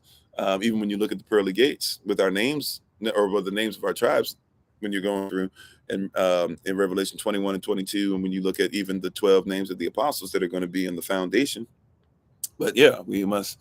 But yeah, anybody who we teach according to Revelation chapter 3, verse 7 through 9, and who's willing to follow the ways of the Most High. Sure. Right. But anyways, just we might get back to that, but so even in this stress tool, right? So like if A man's belly shall be satisfied by the fruit of his mouth. So if my son does something, I'll treat whatever I know his calling is the way that people treat sports. You know how people be like, oh, bruh, get him. Get big on him, bruh. Dunked on him. You did this or whatever. That's what I did with my son. Y'all remember when he read for Watch Night Service, I believe it was? When my son read for Watch Night Service? As soon as the first person started speaking, guess what I did? I ran downstairs and got in his face. It was like, yeah, son. Yeah, that's how you do it, bruh. That's how you read, right? As for the 5, we gave our little right? Like I'm sizing them up. When his dad says that's what you do, that's how you do that right there. Like he wants that now. He craves that now. We love when somebody tells us that we're doing well. You know why? Especially nowadays, because nowadays being a man is toxic. So when there's somebody out there that says what you did that's toxic is actually something that I need, we love that. We love that. You mean it's okay to be masculine? You mean it's all right for me to say that I need to be a foundation? It's all right for me to say that it's all right for me to have a wife that says I don't want to be the strong one, you be strong, and I'll be the precious vessel that you can protect so that you have a place, right? Oh, we love that. My wife says, "Ooh, babe, you carried that many groceries in. I don't know if I could do that. I'm about to fall apart, but I'll pick them up now because you spoke a word into me, right? You see value in me. You see importance in me. You see desire in me. You see love in me. Oh yeah, that's gonna make me I want to secure that. That's why every man that's on here will make sure that his car, no matter how beat up or old it is, his car gonna have at bare minimum that oil gonna be fine. It's gonna run well enough to pass inspection. The tires are gonna be straight on that thing, and he'll clean it. Paint coming off, it don't matter. He'll chip the paint off and keep cleaning as he's chipping the paint off. Doesn't matter. He'll wax a jacked up car. Doesn't matter why, because that thing serves him and it complements him. It gets him from point A to point B. You know, you said you wish your son could get that feeling from you, but it's something he can only get from his father. Yeah, and that's why even we got to build these communities so that there can be father figures around. There can be children around. There can be other people around to be like, hey, this is okay. I see you over there. I see what you're doing, Destin. I see what you're doing, right? Like those are the things that we got to be able to speak, right? So, that's why community is crucial. See, but that's something that helps with stress too. A lot of these men running around stressed out, and nobody will say, hey, bro, I see you. A lot of brothers I talk to when we do our first conversations and even have had conversations since, a lot of times I try to connect with them on the phone. When I talk to them, I'll tell them straight up, like, hey, I just want to let you know, man, I'm proud of you. Not too many people going to say that to you. But look, man, I see you, especially our young brothers, right? Our elders too, and people that are my age as well. I'm like in between, I guess. I guess technically I'm a baby. I consider my baby. I'm 40. But I'll be like, yo, man, when I see like the 20-something-year-old who's trying to take care of his whole family, the 30-something-year-old who's become like the patriarch of his family because everybody else is gone, I'll be like, bro, I want to let you know, man, I honor that walk. That stuff you're talking about, trying to use this to be able to be better for your family and better for your community, I just want to let you know I honor that, bro. Like that's an awesome thing to do. And sometimes they'll even do what men do. Oh, okay, thank you, I appreciate it, whatever. It's got to be done. No, bro, it's got to be done. But ain't a lot of brothers doing it. I want you to know I'm proud of you, bro. I'm sizing them up because somebody got to do it. Because a lot of them are trying to be obedient, so they don't even got wives and stuff yet. They're trying their best to make sure that they're doing this correct, right? So they don't even have that yet. And there's a lot of girls out there that when they try to go on dates or whatever with them, which is not biblical, but you know what I'm saying? They try to go on dates and do all that. They don't get anybody that says, so I'm quick to be like, bruh, I see what you're doing. I honor it, bruh. I promise you, like, it's going to get better. We're going to start meeting up. When we meet up, this is what we're going to do or whatever, right? If you need to call me, bruh, look, I don't got all the time in the world, but whatever I can give you, I'll give you. I'm sizing you up, right? I'm going to help you out. I'm going to make sure that you get what it is that's necessary, because part of what's necessary for you is the encouragement, right? So Proverbs 18:20, a man's belly shall be satisfied with the fruit of his mouth, and with the increase of his lips shall he be filled. So don't be upset when he starts speaking life over himself. See, you'll hear this in a minute. How many of y'all had conversation? How many of y'all been in an argument with your husband or with a man or with your boy when he's an adult or when he's a teenager, even when he's a little boy? And you'll start telling him he ain't blah, blah, blah, he ain't do this and that or whatever. And after a while, when you call it, he snaps. Yeah, everybody needs this as a human being, sure, right? Come on, yes, right. We talk about brothers and sisters equally on here, but it's okay to talk about, focus on the men just for a second, right? So, so what am I? I'm sorry. It was important to make sure that we realize that women have basic human needs too, which is why we talked about security and affection and things like that. But nevertheless, what was it? Holy Spirit, help me. Where were we at? See, it was so important that we had to make sure we did that we don't even know which way we're going. I apologize, y'all. Hold on. Yes. Even when they snap, we go, oh, he snapped. And what will he say? What would that man say? What would that boy say? What would that husband say? What would they say? They'll start telling you what it is that they do. They start encouraging themselves, right? They start filling their belly with the fruit of their mouths, and the increase of their lips are filling them. So you say he's snapping, but you're not listening to how he's created. How you doing, planting seeds? You're missing that he's created now. In this situation, he gonna speak himself up just like I did. Yo, bro, that's what's up. That's how you do it, bro. He can't hold you. He can't guard you, son. He can't do none of that. What you gonna allow him to guard? Man, you the best one out here, bro. Like you size him up. He starts sizing himself up. Man, look, I hear what you're saying, but I pay the bills. He's sizing himself up. I'm trying to show. So you stressed out about it and not realizing that, like, he's just basically saying what is. He's sizing himself up. Somebody got to talk about him. And if nobody in the world, if he go to his job and they ain't gonna talk well about him, if he come home and ain't nobody gonna talk about him, if he go to your church and ain't nobody gonna talk about him, then at some point he gonna say, I'm gonna speak well of myself. And sometimes you have to encourage yourself, right? Y'all love that song. Sometimes you have to speak victory during the test. No matter how you feel, speak the word and you'll be healed. I know I can't say, but I'm just saying, right? So he's speaking over himself. Man, I pay bills. Right? I pay bills. I watch the car. Now he might still need to give you affection. I'm not saying, but I'm telling you, he's encouraging himself because he's not hearing anything other than you're bad, you're bad, you're bad, you're bad, you're bad. You didn't even start off with, babe, I love you so much. Is it all right to talk to you? Okay, thank you. You do so many things so well. There's just this one area I need you to fix. It's, you know what? You won't never, and you ain't never done this, and blah blah. After a while, he's like, "No, I pay bills." Right? And you're like, "I'm not even talking about paying bills. What are you talking about?" He's encouraging himself. You're not hearing anything. Your little boy says, well, "Mom, I take out the trash. I clean my room." You're like, "I'm not talking about cleaning you. I'm talking about your grades." But you've been so busy telling them why he ain't this and why he ain't that and why he ain't this and why he ain't that. He's using stress tools. He's saying, I'm not going to fall for the okie doke and think that I don't bring nothing to the table. Yeah, speak the word and you'll be healed, right? He's saying, I'm going to give me something. I do something out here. like somebody going to speak something that I do out this piece. You know what I'm saying? He's like, you ain't just going to, even the little boy is like, I clean up. Even little babies, when they start crying. But mom, I love you. That's all they got. But they're going to say, I do something out here. Right? They don't even know, they ain't got nothing else. But mom, I love you. Something. You're going to speak something positive over this piece.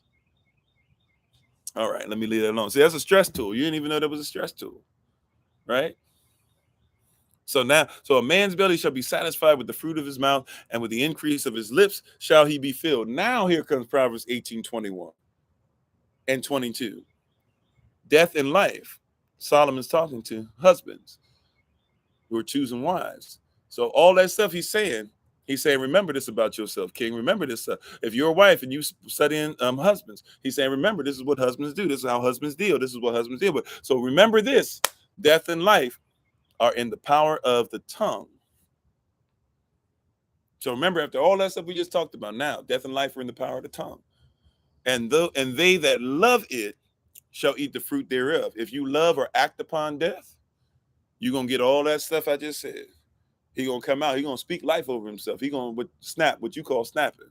He's going to do something to make sure that he's not going to be stressed out over this. Right? But if you love or act upon life, guess what he'll do? He'll start speaking what you do because he loves to give compliments. So now he gonna give you that affection.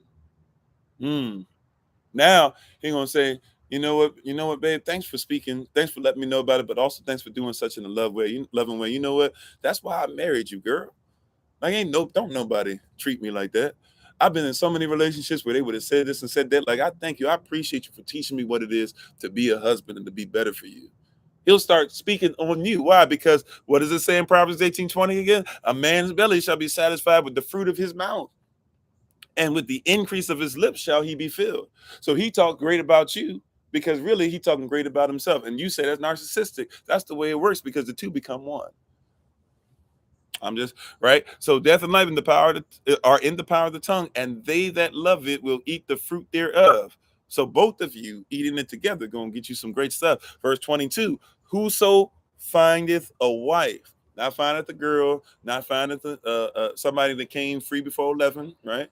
Nope, not somebody who showed up to a church service, right? He who findeth a wife, not somebody that got their little jump off, not somebody that got the side chick, right?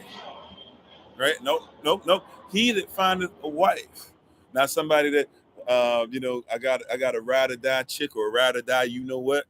No, no, no, no. He that findeth a wife got to be qualified. He got to be qualified as a husband. You got to be qualified as a wife. You've been dealing with people that disqualified or not qualified and trying to figure out why this relationship thing ain't working.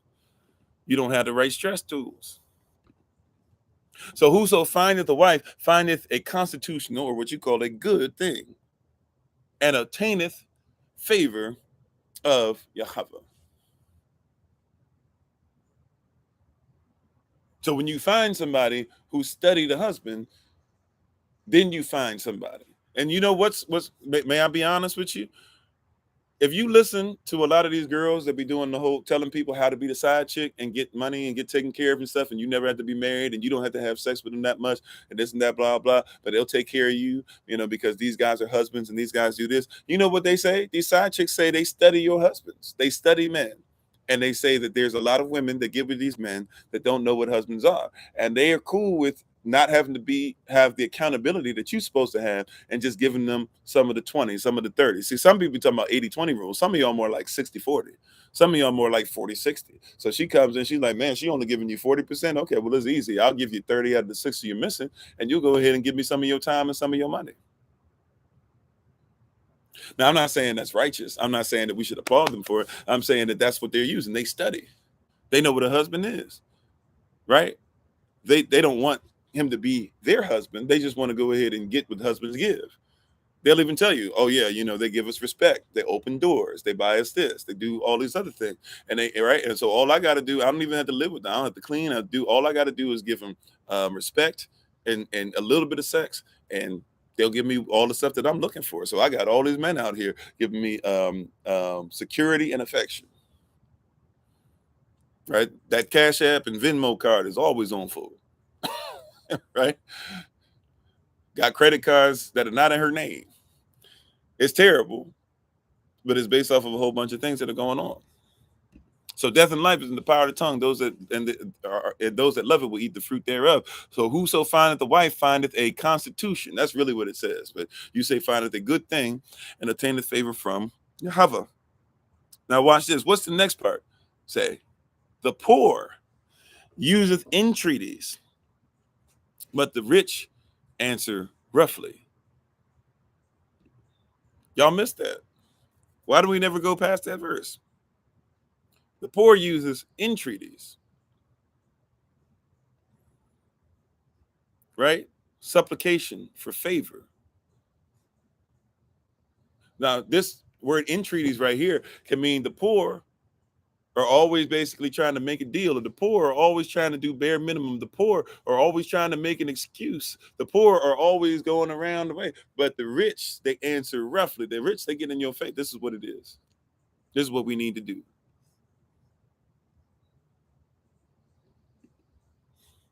It can work positive or negative, by the way. As in the last verse of verse 24, a man that hath friends must show himself friendly. And there is a friend that sticketh closer than a brother. We only use that for friends, by the way. But I don't think people get the context of it. It's talking about a wife. It's talking about a wife. And thank you for the compliment, Concrete. Appreciate it. It's talking about a wife. Y'all think that that scripture's talking about, oh, you can just go ahead and leave your family alone. No, it's talking about if you find it a wife, right? That's somebody that sticks closer than a brother, forsaking all others. But you ain't checked the resume to see if she's worthy of it. You don't know if she's a wife. You want to go out with her, and then after a while, when she says, "Oh, well, you know what? If you don't marry me, if you don't put a ring on her, I'm gonna leave," then you say, "Well, I guess I like spending time with her. I don't really see a better time without her. I guess I'll try to make her a wife." Y'all got it twisted. No wonder there's stress. See, so you can see through the scripture. Ultimately, stress tools are things that should be there as preemptive strikes rather than things that we're trying to use as redemptive tools. See, the stress tools really a lot of times, if we can help it, should be preemptive, right? Rather than redemptive. A lot of you guys try to use these tools to redeem where you are, which is okay. We need to use it sometimes like that. But you should be using this before you even get there. You should have these things in place before you get there. You should already have studied this before you get there. What happens is nobody taught us to study. They just said, go out there and do it. So now you become great stress managers rather than people who cause as little stress as possible. A lot of you becomes great stress managers. You can work 80 hours a week. You're great at managing the stress, right? But at some point, just because you're managing it doesn't mean it's not there. Thank you for the love. Appreciate it. Right? Just because you manage it well does not mean that it is not there. Come on, somebody.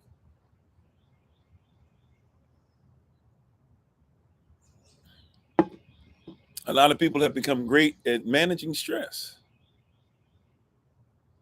but haven't learned how to stop dealing with stress.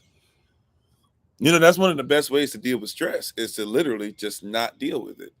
But some people say, well, not deal with it. You're saying ignore it? No. What I'm saying is set up an environment that is as close to stress free as possible. Sometimes stress has to come in the environment, but you have to set up an environment. See, that's why even though it's cold outside, for me personally, it's more stressful to not go outside. So even if it's cold, I'd rather just go outside. By going outside, after a while, my body adjusts to the cold, but I'm not stressed out by not getting outside. You see? I'm sorry, would you say that these spiritual leaders should be ashamed of themselves? Nobody's teaching truth like this. Never stop doing the works. I'm on. Thank you. And a lot of us sometimes don't even have the tools. See, once again, I've said this before. I say it again. We have a warped perception because we live in the land of our captivity. We believe that our pastors should be slaves and not free to study. Right? We talked a lot about slavery the last couple of days, right? But I'm not talking about black, white, chattel slavery necessarily, but I'm talking about a mindset. We think our pastors or our helots or our teachers or about us or our griots, etc., are supposed to. But guess what? The community, no matter what community you're in, I don't care if you're talking about a witch doctor, medicine man, whatever it is that you want to call these people, right? The community takes care of those people. They're not supposed to work in the field. They're not supposed to do what you do because if they do what you do, how can they teach more than what you know? Can we continue to talk more tomorrow about stress? We'll see how it leads.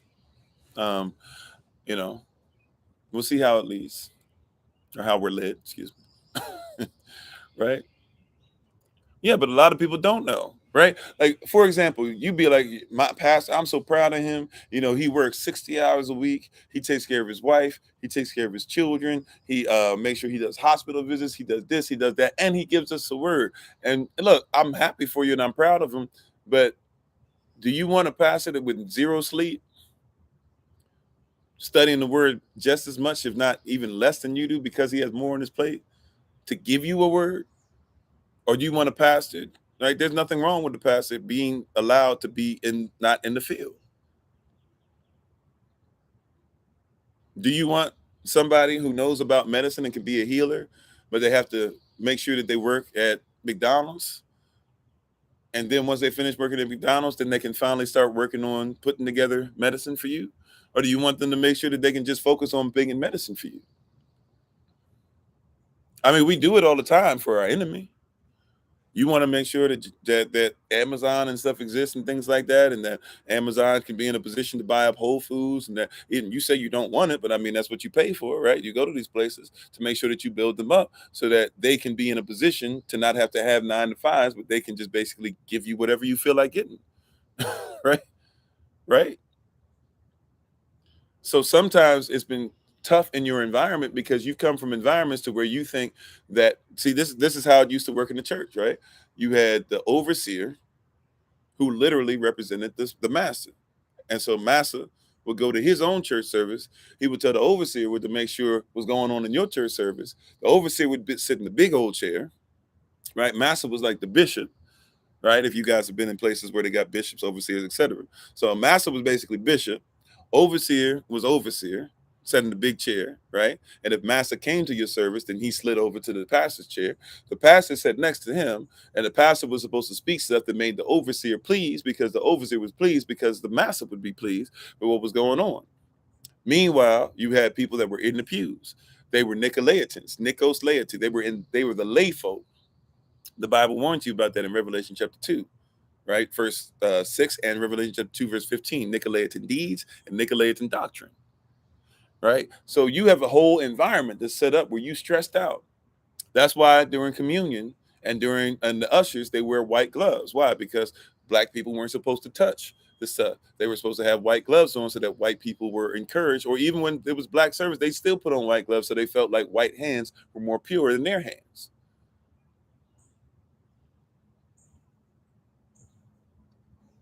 That's what you're going through right now. Yeah. Like that's what the system is set up on. We don't have a culture that says you need to be in something that helps you in your calling. What if you're called to heal in this season? If you got to work 20 hours today, but you called to heal, your ankle is about to fall off your body, right? You can't even put weight on it. You got to put on, I've been there, done that. You got to wear 17 socks, right? With duct tape around it to make sure that you can move, because you got a busted ankle, but you can't afford to sit out. You can't afford to go to the doctors, right? You can't afford time off. They're not going to pay you for time off. And even if so, they're not going to pay you as long as it's really going to take for you to heal, right? You don't have an environment that allows you to release stress. That's what I'm saying. I'm not saying that you shouldn't be aware. And we'll go over some actual stress tools, some breathing exercises, things like that before we get off here. But I just want to let you know your environment is extremely important in everything that you do. Your culture is extremely important. Here you are, being like, hey, I can't wait. I'm sorry, what'd you say? The ego keeps us from knowing our role and being humble enough to participate. Okay. Right. You said that's why every cipher isn't for everyone. Each cipher is only dependent on how you act when you enter. Okay. Mm-hmm. Yeah. So these are the things, you know, that we don't put in place. We don't put those things in place, right? We have the faith with no works. We double minded. James 1, verse 5 through 8, not just verse 8.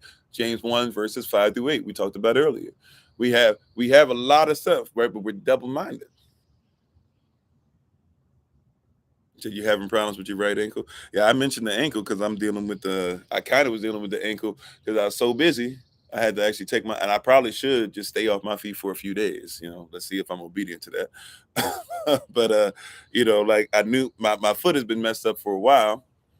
And even on Sunday for Family Day, we made sure we went on a long walk and did a lot of stuff.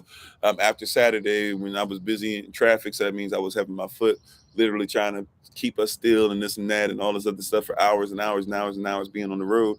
So eventually, like I had to make a decision. Am I going to create an environment where I can heal? Or am I just going to keep on being like, well, I'll go here and I'll do, no, like, you know, my wife had to even kind of be like, no, stay off your feet. Get that, like, I'll take care of this today, blah, blah, right? Like, do you have an environment set up where those things can come together? And a lot of us don't. We're not even trying to have that. Yeah, cabbage leaves and stuff like that. Yeah, for sure. Right. But I'm just saying, like, this thing was extremely painful, and I didn't necessarily, like, one of the biggest things I could do, even before the cabbage leaves, right, which I use, was what? Lay down, fast, like, putting it, let go of some of these things, right? Let go of some of these things. Let go of some of these things. But are you in a position where you can let go? See, the environment is key. Environment is a tool. No, it's not twisting it's not really even my ankle. It affected my ankle. It's really the bottom of the foot. And I already know what it is. It's not necessarily like I don't even know how to pronounce it, plantar fasciitis, something like that. It's not necessarily that, but it's something like I already know that I deal with anyways, back from sports, and something that I never took care of because it didn't hurt me until now. So, like, it's basically just something I kind of deal with. And from time to time, if I'm not careful, I put too much energy and pressure and stuff on it and don't rest it enough. And so, I started walking weird on it, which meant my ankle started hurting. Then I started walking weird on it because of that, and limping, and not even getting the crutch or something, which I have access to. And so then my calf started hurting, and then of course then your knee starts hurting, and then your inner thigh starts hurting because you keep trying to figure it out rather than just, once again, resting. And see, if you notice what I just said, see, if I don't deal with stress, right? If I don't deal with stress on one level, right? If I don't deal with stress when it's first starting, if I don't set an environment that says, hey, time out before I allow this to get any worse, I've got to do something now to separate from this, right? Like, I've got to do something now before this gets worse. But what usually happens is what? Well, you know what? I got work to do, and so I'm gonna start, leaning a little bit different. And then, up, wait a minute, I've still got to make sure I pick up the babies, and so I'm gonna do this. And up, wait a minute, I still got to make sure that the bills are paid. And you do this, and oh, well, no, if nobody's here to cook, I mean, how is food going to be made? And before you know, right, you've got something that started off with, hey man, this is a pain that comes from time to time. We can deal with this. Just instead, it's becoming your whole leg feel like it's about to fall off every time you take a step. Right? Like, now it's turned into, when you get out the bed, it takes you gotta, like, start up. You can't even, and then eventually, okay, all right, and eventually, okay, I can play it off. I'm still not healed. See, but a lot of people aren't healed. They're not stress free, but they're playing it off. But they don't want to admit to you that it took them 30 minutes, an hour to get to a place where they could play it off. So they were stressed out. I mean, they still made food, but they were stressed, right? They still put on their clothes, but they were trying not to fall over, right? Because they were stressed. But they did those things, right? They wanted to cry tears. They cried tears when you couldn't see them, but they came to work, and every time you said, "How are you doing?" They were always this close to just, right? They just go, "I'm doing all right." You can even see it in their face. I've told people before, when I've talked to them, I'll be talking to somebody on Zoom, or I'll meet somebody, and I'll say, like, hey, how's everything going? How you doing with that? And then they'll tell me something. I'll say, well, what about this part? Like, how do you deal with that? And they'll be like, and they kind of go, I'm doing okay with that, and you just got to keep moving, and I'm trusting the Most High. And I go, time out. Did you notice, like, you probably didn't notice this because you're not looking at yourself. Your face just went through a bunch of changes, right? Like, I'll be looking at them, they'll be like, they're like, when I said, they think that they think this is what happened. They think they said, I said, how are you doing? And they think that they went, I'm doing well. But really, I'll be like, how are you doing? And they actually go, I'm doing well. It's like, time out, time out. Like, you don't have to limp through this. Like, it's okay to go to the sideline. Coach, put me in. I'm the best player here. You only at 40%. At this point, you hurting us more than you helping us. Get on the sideline. It's okay for you to let that tear go. See, those stress tools are amazing, but you got to even be willing to talk about stress. That's when people say stuff like, you're always talking about the problem. Where's the solution? You don't solve problems. You don't come up with solutions without admitting the problems. Yeah, daughter get you. Yeah, because she know you. Baby been around you too long for you to act like everything's okay. You know what I'm saying? And thank you for the love. Appreciate it, right? But these are things that are there. So sometimes you can't use these tools. You can't execute when it comes to these tools. Why? Because you won't even admit that you got a problem.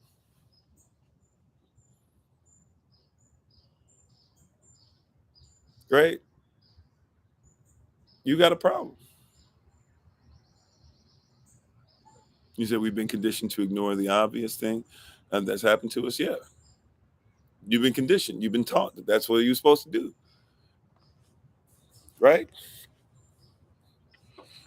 That's the society that we that has gotten us together.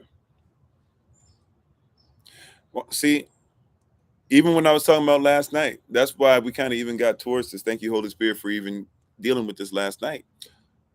She was talking to us, and basically we started talking about stress, but I started saying that's the one thing through all the Tyree stuff that's out today and yesterday, the day before, et cetera, and all the stuff that comes out. Nobody's talking about how do we get past the stress. We're so used to, as a diaspora, we're so used to, and I don't care if you watch the video, don't watch the video. There's this weird thing, even, we as black people are telling you that we don't want you to put the video out. And if you don't put the video out, then gosh darn it, we'll block you. Who cares? Right? Like you're actually now causing more stress. You're not dealing with it correct. Right? Yeah, exactly, Aaron. Right? Like you're not even dealing with this thing correct. Like you're actually causing more stress. So now you're gonna start running around trying to figure out who to block. Like let that leave that to the side. Right? Leave that to the side. That's not helping anything. Then somebody watches it. Oh, how dare you watch it? Didn't you know that we as a black community? How dare you post it? Look, man. Sometimes some people are watching it because you want to hold these police officers accountable, and thanks and praise y'all that somebody demanded to watch it, and somebody demanded that we could see it. Because if you made a choice that you wanted to see it, you found out, oh, there's 12, 13 people in the video, and there's obviously more people that were there that we know were there that just didn't show in the video. Right? But you made it a point to be stressed either way. And if you're going to watch the video, make sure you have stress tests or stress tools in place so that when you watch it and it hurts you, that you can actually deal with it. I had to make sure this was the first one. I told you, this is the first one of these I've watched since basically I watched 3 months after George Floyd died. I watched his. I hadn't watched anybody since. Right? I'd read about some, but I hadn't watched any since. But I had to make sure I was in a proper place to even do that. He said we tried to push it down to get it over. Then our bodies start to break down because we push it down so much. Said we have been dealing with stress and slavery. Sad, yeah, and that's what like we haven't. That's one of the things we haven't dealt with the trauma collectively. We now are starting to admit there's trauma, but we're not dealing with stress tools. How do we deal with the traumatic stuff, right? And this is ultimately what led us to today. I'm a follower of the way. Yeah, so I believe in Yahweh, Father, Son, Holy Spirit. So when we so when we deal in these things, where is the stress relief? Right? I actually kind of felt weird about watching it until I believe it was Minister Shantae. She posted something on Facebook that I watched from somebody else to where they were saying this is why we watch to hold them accountable. Right? Even that was a stress tool that somebody did. Somebody gave a word of encouragement. There was a brother giving word of encouragement. Like don't feel bad because people are out there saying if you don't watch it, you're not black enough. And then don't feel bad if somebody says if you decide not to watch it, you ain't black enough. Like be yourself. Not everybody needs to watch it. Like I said, this is the first one I've watched in a long time. Right? Time flies. George Floyd is not as quick, not as close to us. It is in a sense, but it's not timeline as close to us as we might think. Right? So it's been a long time since I watched one. And before that, I was watching so many that I literally broke down in tears on social media. The reason why the first Kofi underscore 40 page, it solidified a lot of people that they saw me for the first time be emotional. Because I was trying to do the whole, even though you guys see me now break down all the time, but I was trying to do the whole I don't cry and I don't this and blah, blah. Right? I was just coming at people. I was on one. I was looking for everybody to be able to debate and stuff. I was hungry for it back then, right? As if that really mattered overall, because I'm not trying to be right. I'm trying to be righteous. But, it's we have this stuff where we don't have stress tools for it, right? So here's some stress tools. After we've been doing all this and talking all this, I know y'all been waiting. We've actually given some. right? And we made sure we did a lot of Bible, because a lot of people are going to be like, oh, how you going to be a pastor and talk about stress tools? And you don't make sure that you go to the word and say that the yeast, that thus is the thou. So we've done that, right? Now that we've done that, let's go into some stuff as far as just some natural things that happen to you. What are some things that I can do simply, besides just breathing exercises, besides counting to 10? Easy one, right? What are some things that we can do if I deal with a stressful situation? Some easy ones. You ready? We're going to do this just for, or we can call it coping skills, coping mechanisms, whatever. Here, we'll call them stress tools today, right? What are some things that we can do easily? We can do this. Hold it in. Release it. Now notice I didn't go, right? I didn't go through the nose as deep as possible. And as I'm doing that, of course, an ambulance goes by. Let's make sure that we have more stressful or less stressful sounds as if we can. Okay. So when you're breathing through the nose, right, the goal is to open up the nasal cavity as much as possible. Hold it. Breathe out. And if you notice, I'm going like, you know, I hate to make this analogy because we don't do Christmas, but you know, I kind of like how Santa Claus says ho, ho, ho type thing. Ho, you're kind of going out. If you played an instrument, especially a brass instrument, you probably learned to go in, right?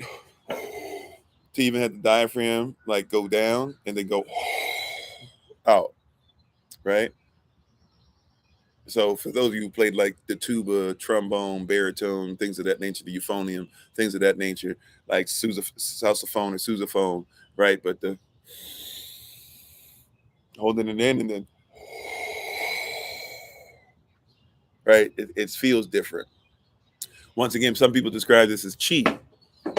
Some people describe it as chi, right? It is not chi, right? It's not, or well, it's chi, but chi basically means breath.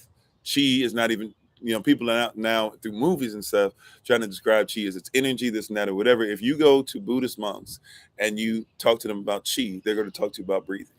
Now, obviously, if there's spirituality involved, breathing, breath is life, breath is attached to the soul, things of that nature as well, right? But they're talking about breathing. If you can learn how to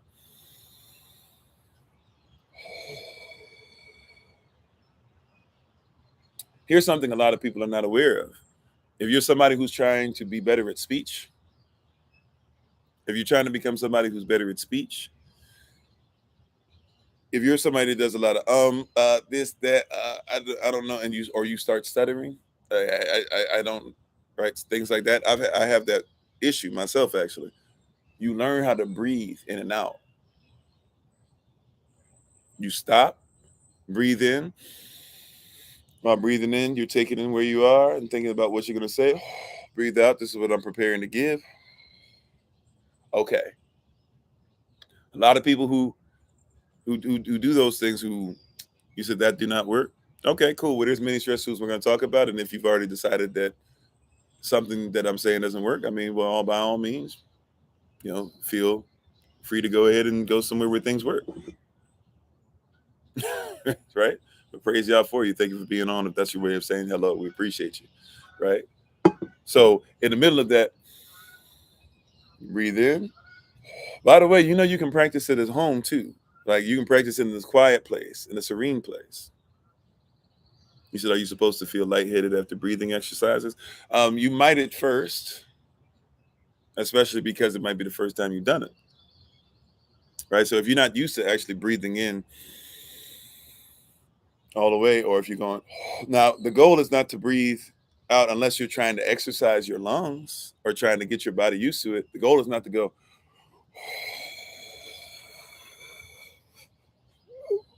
you're still trying to breathe out to the point to where now, yeah, I'm starting to feel lightheaded. Right. And also I had practice with this, you know, I used to, you know, as playing wind instruments, doing marching band, things like that. You know, I'm used to going, being able to breathe in and do exercise, like even controlling the breath. How long can I control it? Can I get it all out like this with that sound? I practice things like, can I get it all out in 4 what they call four beats. 1, 2, 3.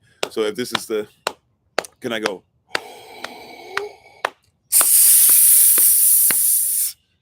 Sounds weird, but I can control the breath enough to get all of that out like that.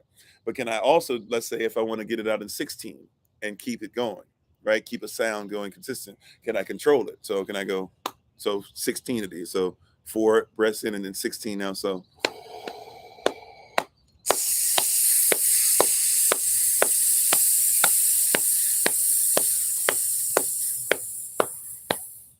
now a lowered some, which means that I'd have to readjust, right? But also I had a little bit left over as well, right?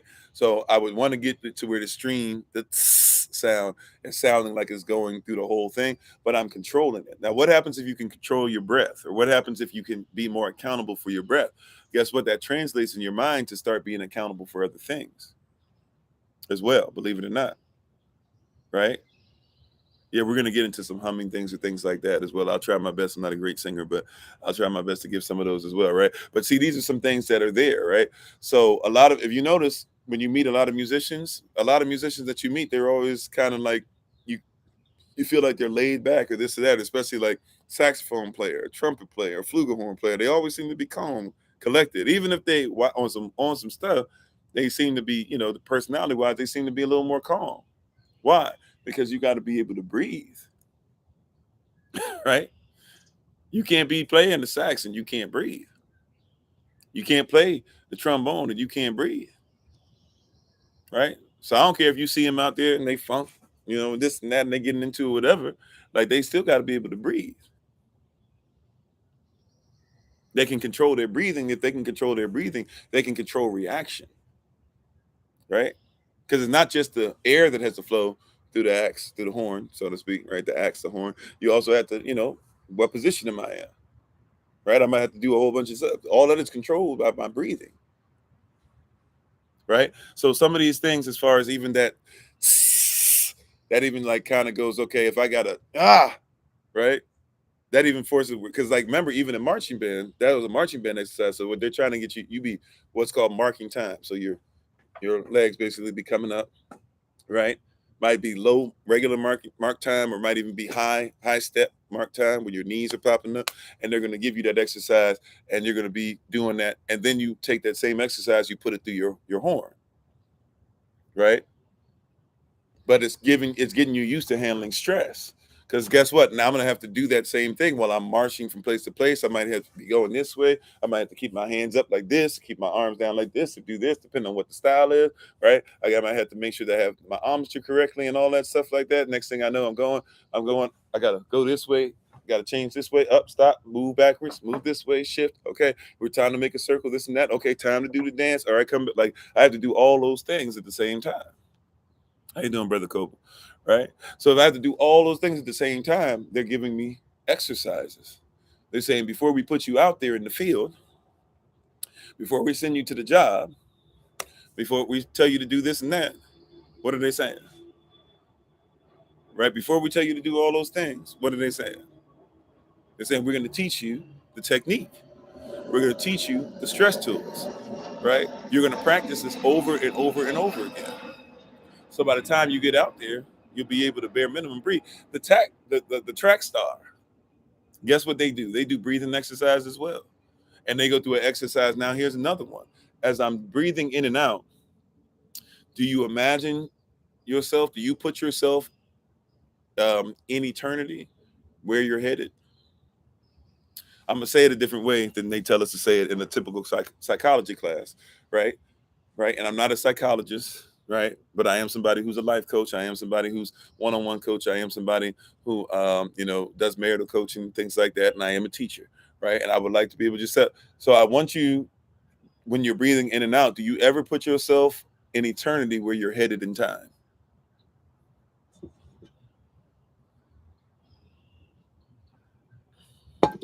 What do I mean by that? If you're going to run a race, do you ever imagine yourself winning the race? Do you imagine what it feels like, what it looks like, right? What it took, what right? Do you imagine winning the race? Then once you imagine winning the race, do you imagine running the race? Do you imagine that person that you think might be the only person that can beat you, what it's going to look like when you are able to hold them off or even catch up to them and pass them? Right? Do you put yourself in eternity where you're headed in time? Do you start at the end, and now once you've looked at it, now you go back to the beginning in your mind and run the race so that you win and go back and do it again? See, people who have bad free throws, for example, people who have free throw issues in basketball, they can't make free throws. One of the things that they do is they actually ask them to start looking at people make free throws. They literally, visualization, they literally have you sit down and watch people make free throws. They have you watch you make your own free throws. They watch have you, like, some people are like, we need to see all the times that you got it wrong, and then we'll watch the ones you got right and we'll compare. Some people don't even believe in that. They're like, no, we're just gonna let you watch people making free throws. Udonis Haslam, not necessarily a Hall of Famer, but somebody that's got a couple rings with the Miami Heat, and was a very high contributing member to them winning. Right, not necessarily a Hall of Famer, but somebody that if you know about basketball, you know about Udonis Haslam. He still is on the Miami Heat team, even though he's not playing anymore. He hasn't really been playing for like the last 4 or 5 years, but he's somebody that's on the team because he's basically a player coach. Eventually, will probably become a coach for the Miami Heat, right?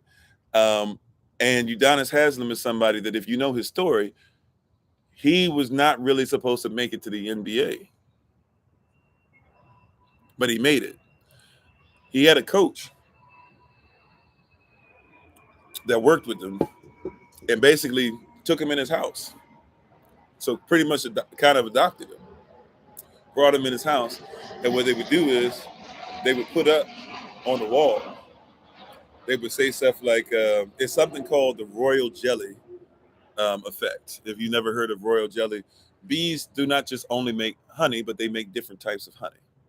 And one of them they basically call royal jelly, right? Or royal honey.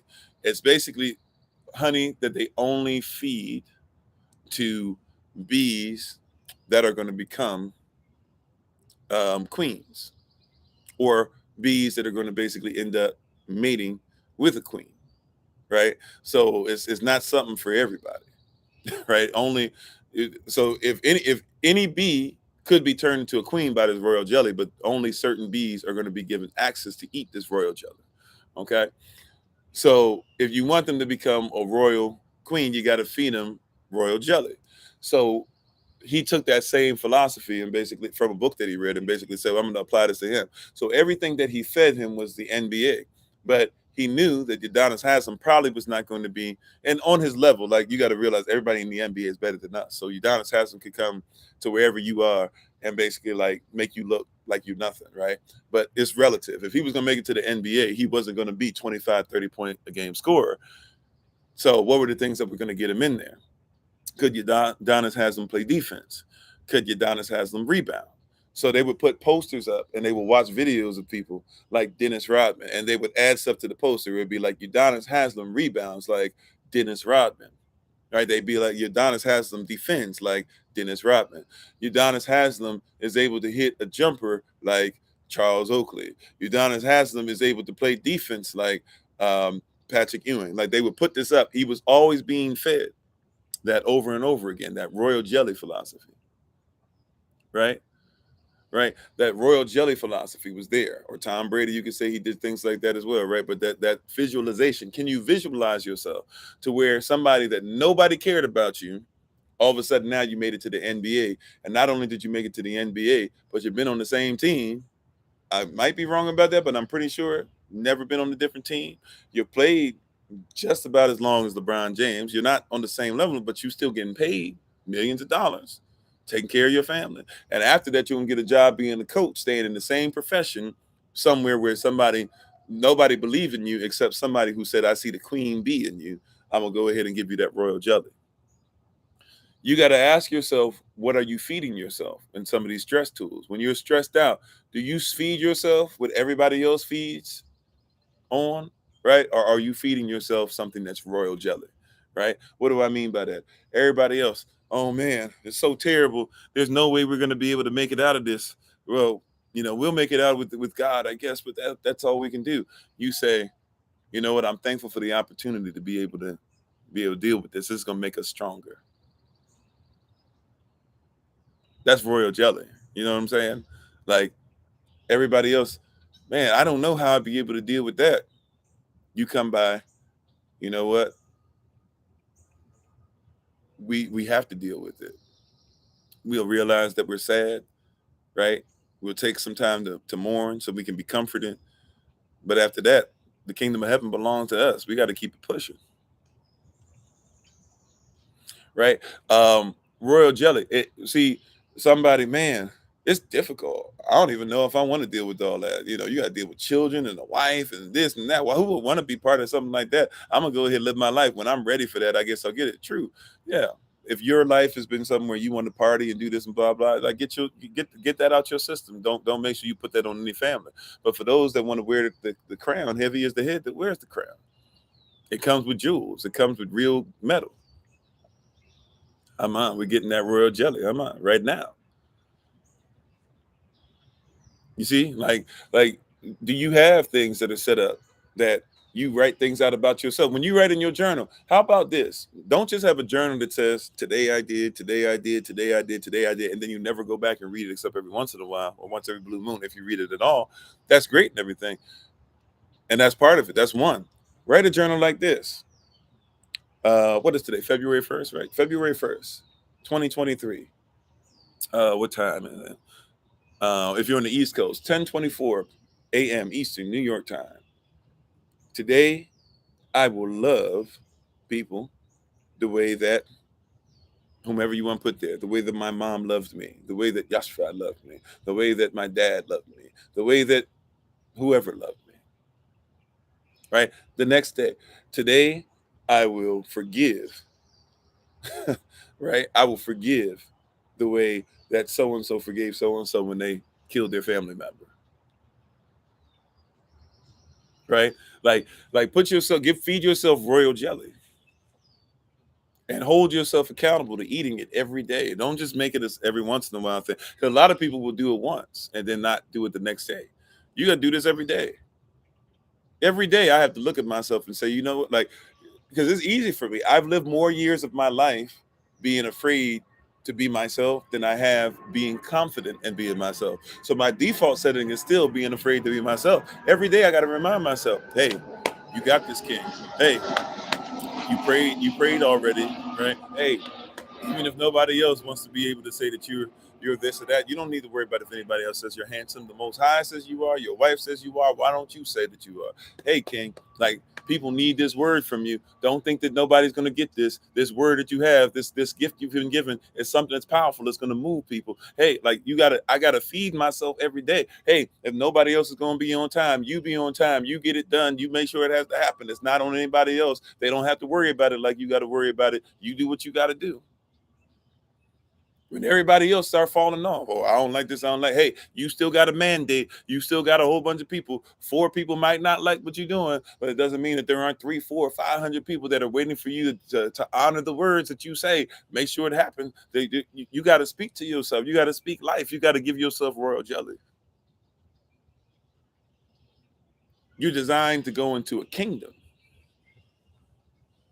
You said it's easy for you to up everyone else. Yeah, you got to up yourself. That's why when I talk to sisters a lot, what's one of the things I'm gonna ask the sisters when I do one-on-one sessions. A lot of time I ask you because you usually don't do it, especially if you're a single mother. Guess what? I'll ask questions like, "When's the last time you got your nails done?" Because what's your number one need, sisters? Security. So I ask something like, "When's the last time you did something for you?" Then affection. When's the last time that you said that you were beautiful looking in the mirror? You know what I'm saying? When's the last time you went shopping? Well, I went shopping, but I get stuff for the children. No, no, no, no, no. When's the last time you got you a dress? I don't care if it was that raw special $8 dress, as long as it's something that you thought was banging. When's the last time you got it and you put it on yourself? How you doing, Sister Saul? When's the last time that you took care of you? When's the last time that you loved on you? And brothers don't do it at all. Brothers don't do it at all. We just get what helps us to function. Brothers don't do this at all. And then when they do it, they're called narcissists. So they don't want to do it because you acting too feminine. No, bro, when's the last time? Like, look, I'm long past it, but when's the last time you got your hair cut, bro? I mean, I can see that you trying to make sure that you got like when's your last time you got your shape up? Well, I had to make sure it is and blah blah, and I just been too busy. It don't really matter to me like that. Anyway, does it really not matter? Because when you get a haircut, you seem to put your shoulders back. Right? You seem to walk with that gangster lean a little bit more when you got that. How you doing, Brother Terry? You just had a like if that's what you're doing, not everybody is supposed to look like this. This is a personal decision that I've made to the Most High, right? As far as covenant, right? But if your look is to have a part, bro, get the part, get the double part. I don't care if they say it's 280s and 90s. If that's what you do, that's what you do. Matter of fact, it's coming back right now. Everybody getting the part, right? If you're supposed to get something carved in your head, save up the money to make sure that you get a design in your head once a month. If that's what they know you for, then that's what they need to know you for. Right? But those are stress tools. Sow into yourself, right? Especially any one of you. Hear what I'm saying. I don't care if it's with us or anybody else. If you're going to tithe into anybody, that organization should make sure that they're teaching you to tithe into yourself. If you can give 10% to SOC, then you better make sure you give 10% into yourself.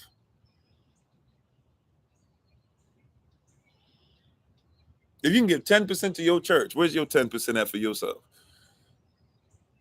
If you can give 2 hours, see, this is how the Most High works. He said, give me the first one, but don't give yourself none. So if you can give because 24 hours in a day was 10% of 24 hours, 2 hours and 12 minutes. If you can give 2 hours and 12 minutes, right? That's 132 minutes. If you can give 132 minutes to him first, then where's your 132 minutes for yourself? That's why your business might be lacking, not because you don't have a great idea or a great foundation or a great vision. It might be because you don't even sow into you. Think about that tool. How much time? Time is a tool, and it's a tool that everybody gets for free. That's one thing that you can't separate from the billionaire, the millionaire, the thousandaire, the whatever, the hundredaire, whatever you are. That's one thing that you can't separate, that everybody's going to get the same amount of, is time.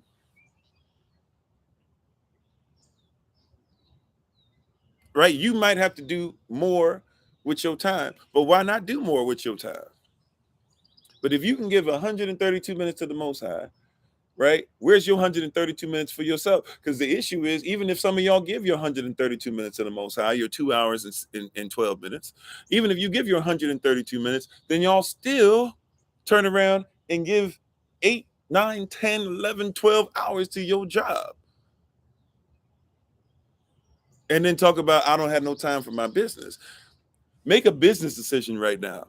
Would it behoove you to miss a couple hours a week? Well, that couple hours, you don't understand, that's time and a half. I only make $16 an hour. So now, I'm making about what is that? I make about $24 dollars an hour for those extra 2 hours. I'm going to miss out on $48 in a week. Is it worth it for you to miss 2 more hours a week you could put into your business? Hear what I'm saying? Right? That's a tool that will relieve some of your stress. What if you just had 2 more solid hours a week? Is it worth $48? Is $48 worth more than you being able to have your own business? How you doing, Brother Ali? It's 48 hours worth more. I'm sorry, $48 worth more to you than being able to get more into your own business. And that's just 2 extra hours, right? Imagine if you decided, hey, instead of me working out of a week, instead of me working 60 hours a week, I'm willing to work, watch this, I'm willing to work 53 hours a week. You don't understand, man. That's a couple hundred more. I could do this. I could play with, ho. If you make a decision to do that, here's where the blessing comes in. You ready? Here's where the blessing comes in. You ready? Right? If that's 7 hours extra I got, that's an hour a day extra that's just for my business, or just for my family, or just for my children, or just for my sanity, right? Those are stress tools. Time is a tool. How do you use the tool is the question, because you can abuse time. That's like you can abuse a person. See, abuse just means abnormal usage. You said, bro, you spend $48 1,000 times to an extra 2 hours. Yeah. Right? You see what I'm saying? Like a lot of us abuse time. We abnormally use time. You say you want the business to start, but you don't make no time for the business. So how can you use your time correctly and not abuse your time, abnormally use it, if you know you want to make sure that you have more time for your family later on, but you don't make time for your business now. You make less time for your business, but you want eventually to have more time for your family.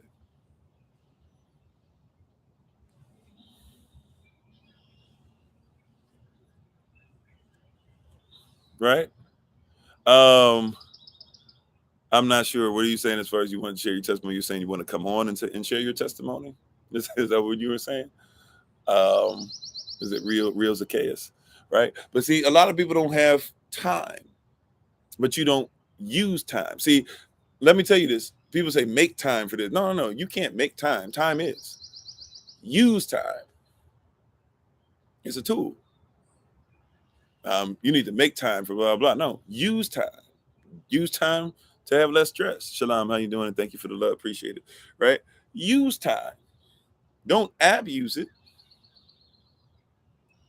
Use time. Don't abnormally use it. Use time. Right? Well, I don't know if you can do your testimony in like 2 minutes or at the most, because we're getting ready to take our leave pretty soon. Right? We still got we haven't gone through stress tools yet. So if you can make it like 1-2 minutes, I appreciate it. If not, we got to keep it flowing. You know, because we still got a couple more tools to get into. You'd be mad quick. Okay, please. I'm actually, I don't know. Oh, okay. I don't know. I'm trying to bring you in. Okay.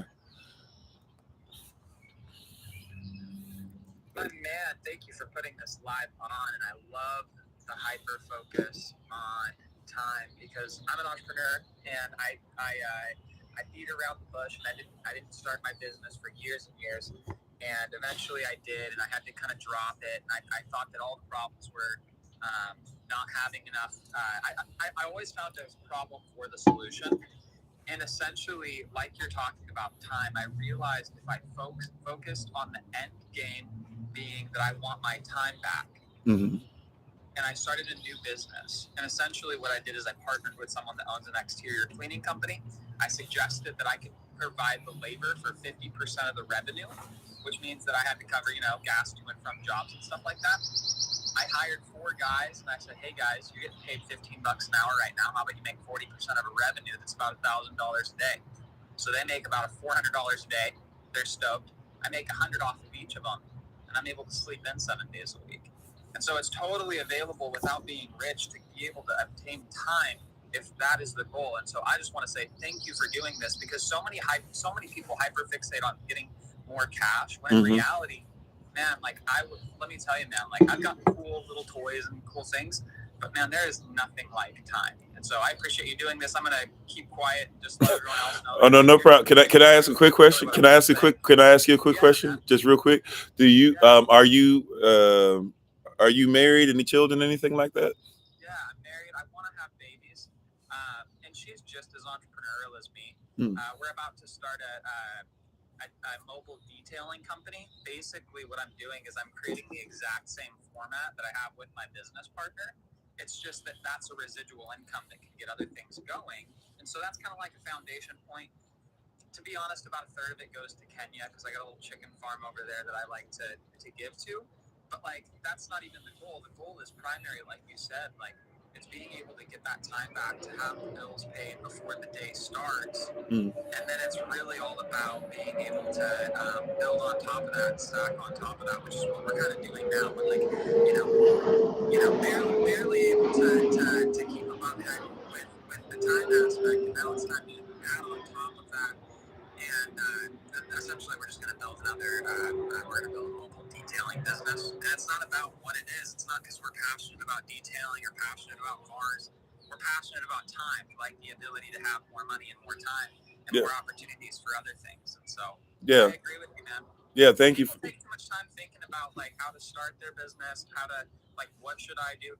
It really the what of what you do really doesn't matter until you understand why it is that you are doing it. So once you understand why I do what I do, what I do makes more sense. Yeah. Makes sense? Yeah, I appreciate it, and thank you. I love it, man. I'm gonna keep quiet. I'm gonna listen to your class because I love this. I'm just sipping my coffee. You know, I've got work to do, but okay. I appreciate it. Yeah, thank you for coming on, and I appreciate it. Yeah, and yeah, so thank you, Real Sakea. So yeah, and that's really what we're talking about is time, and even we've talked about it before in times past. We've talked about like the currency, the flow of these things, if you will, right? Like, so that's a tool, right? Even your time is a tool, right? You know, so it's like even when you're doing these things, you have to like think of it as a tool. He said ultimately the goal, and it depends on what your goal is. Some people, their goal is riches, but if your goal is to just be rich and rich and rich and rich and rich, well, guess what happens?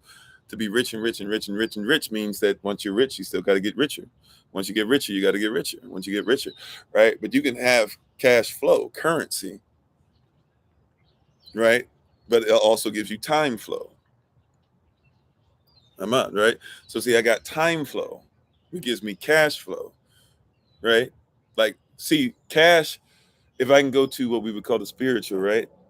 I mean, some people may not look at it as such, but cash flow basically is an indication, usually a manifestation that something's able to flow, right? Like cash flow is just usually an indication of that something is able to flow. So a lot of people get cash and even are abusing that. See, a lot of people are stressed out about cash. Here's something. Now, look, I must admit to you, I'm using this as a hypothetical. You'll see that? I'm using this as a hypothetical, okay? Right? Just hypothetically speaking.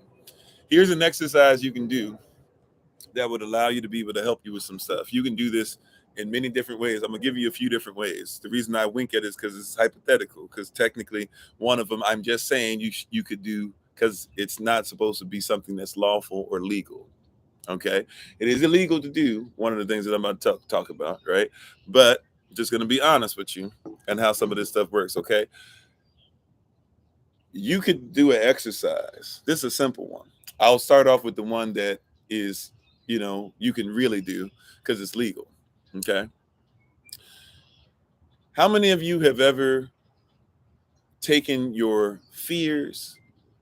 And when I say fears, how about this? Because fear really just means respect. But how many of you have taken what you're afraid of or what you're anxious of and written it down on a piece of paper and just written it down on one piece of paper, not in a journal, but written it down, right? A lot of us have, but I wanted to take it to another level, right? And how you doing, Hakiman? Thank you, Hakima, excuse me. And how you doing, Professor? Thank you. Right. So this is something you can do. This is something you can easily do. You're going to take a piece of paper. You're going to write down all the things that you're worried about. This is another stress tool, right? Doesn't even take that much time, depending on how much you're stressed about, I guess. Right? But you're gonna take all this stuff that's stressing you and worrying you, and you're thinking you can't do this, you can't get more time, and if I stop doing this, I wouldn't be able to pay the bills, and yada yada. You put all that stuff and write it down. This is what I want you to do. You're gonna ball it up. You're gonna ball it up.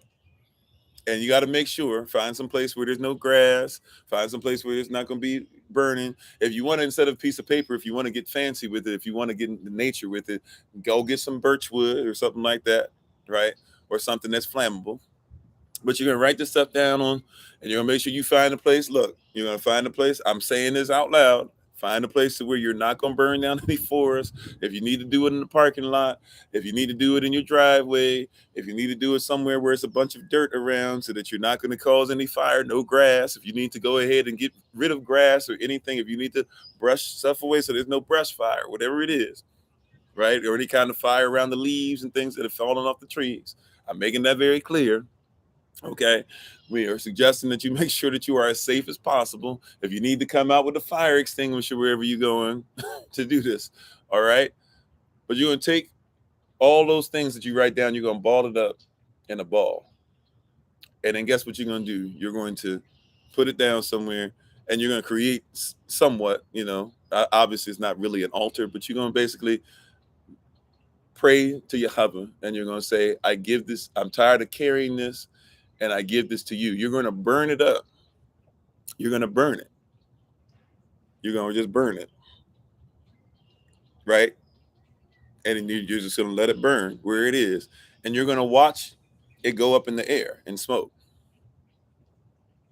This is a ceremonial for sure. For some, this is pretty ceremonial. But guess what you're gonna get out of it? Guess what you're gonna get out of it? Two main things that are gonna happen when you see that happen. You're gonna realize, oh, my problems ain't really that big. Like they can literally burn away like that. But also number two, you're gonna see your problems go from here up in smoke. Right?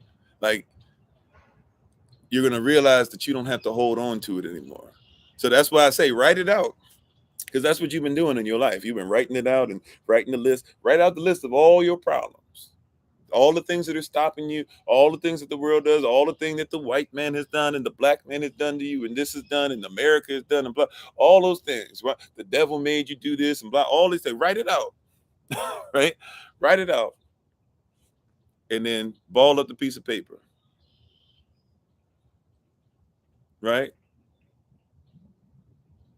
Yeah, the psychology is going to help you psychologically. Ball it up, which means that all that stuff that you've been writing out, you thought you had to. And look, be honest with yourself when you do. I want you to be honest with yourself. Do this for me. Do this for me. Do this for me, right? Like just be honest with yourself. I want you to write it out in your best handwriting, because that's what you've been doing. You've been giving your best time to it. You've been giving time you could use to somebody. Give it your best time. I want you to see that you've been giving this your best time.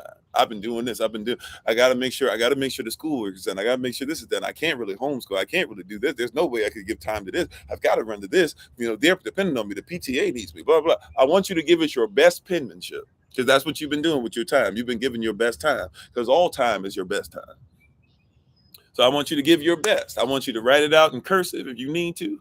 Some people don't forgot how to do that, but write it out in cursive. Whatever your best penmanship looks like, write it out the best you can. If you need to write slowly to do it, that's what you've been doing. Some of y'all been moving slow on stuff because you've been making sure that you're correct for your job, but not correct for your business, right?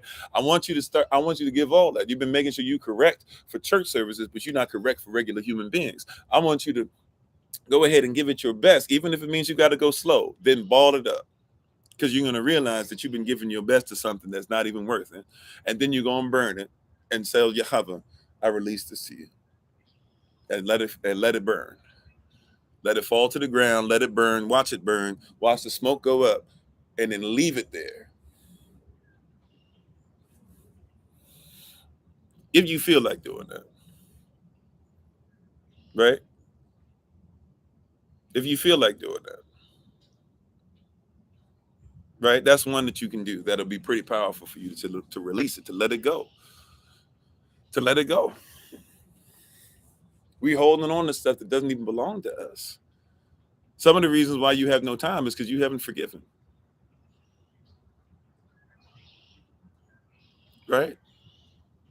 You can't forgive people, so you spend time that you shouldn't even be spending. Put that person on the list too.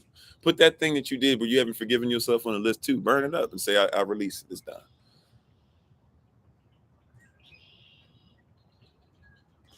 Right? Now, on top of that, here's another one. This one's a little more simple if you want. Write a letter, even if you're not going to send it. Write a letter to the person that's offended you, that you're stressed out by, that you're stressed by. Write a letter. I would suggest sending it. But that's sometimes it's too much like right, but it gives you power back to be able to say, hey, I can even talk to you and set a boundary.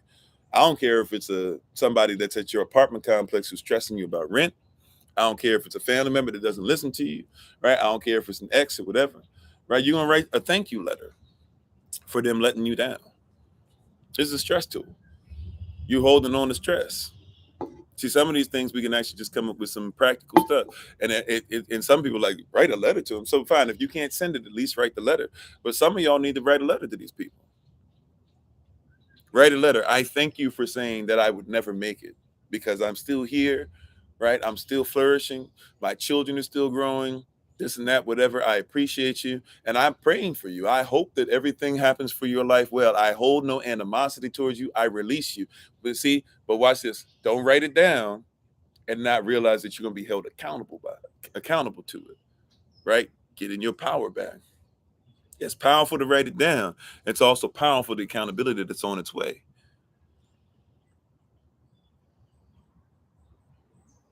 See, if I vow for better or for worse, accountability is going to show up. We're going to test it. Okay, here's the worst. What you going to do with that? Right? Here's the better. What you going to do with that? Now that things are better, can you still be trusted? We could trust you when things were worse because you ain't had nothing. Now things are better. Can we trust you? Divine rising to you. How you doing? And thank you so much for the compliment. Appreciate it. Right? So you're going to write a letter. And should you choose to accept this part of the mission, right?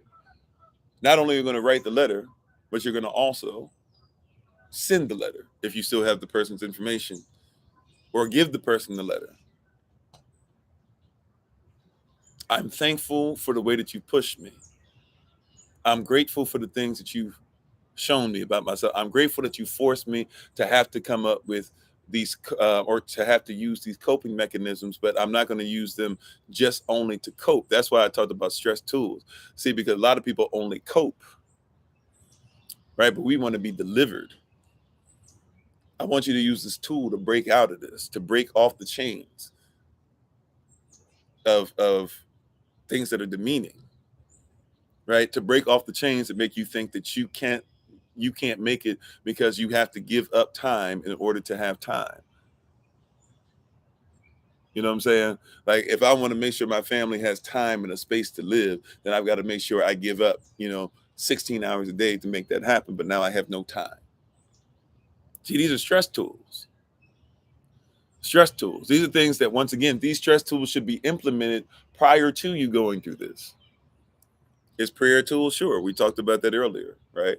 Plenty of times, right? So prayer is a tool.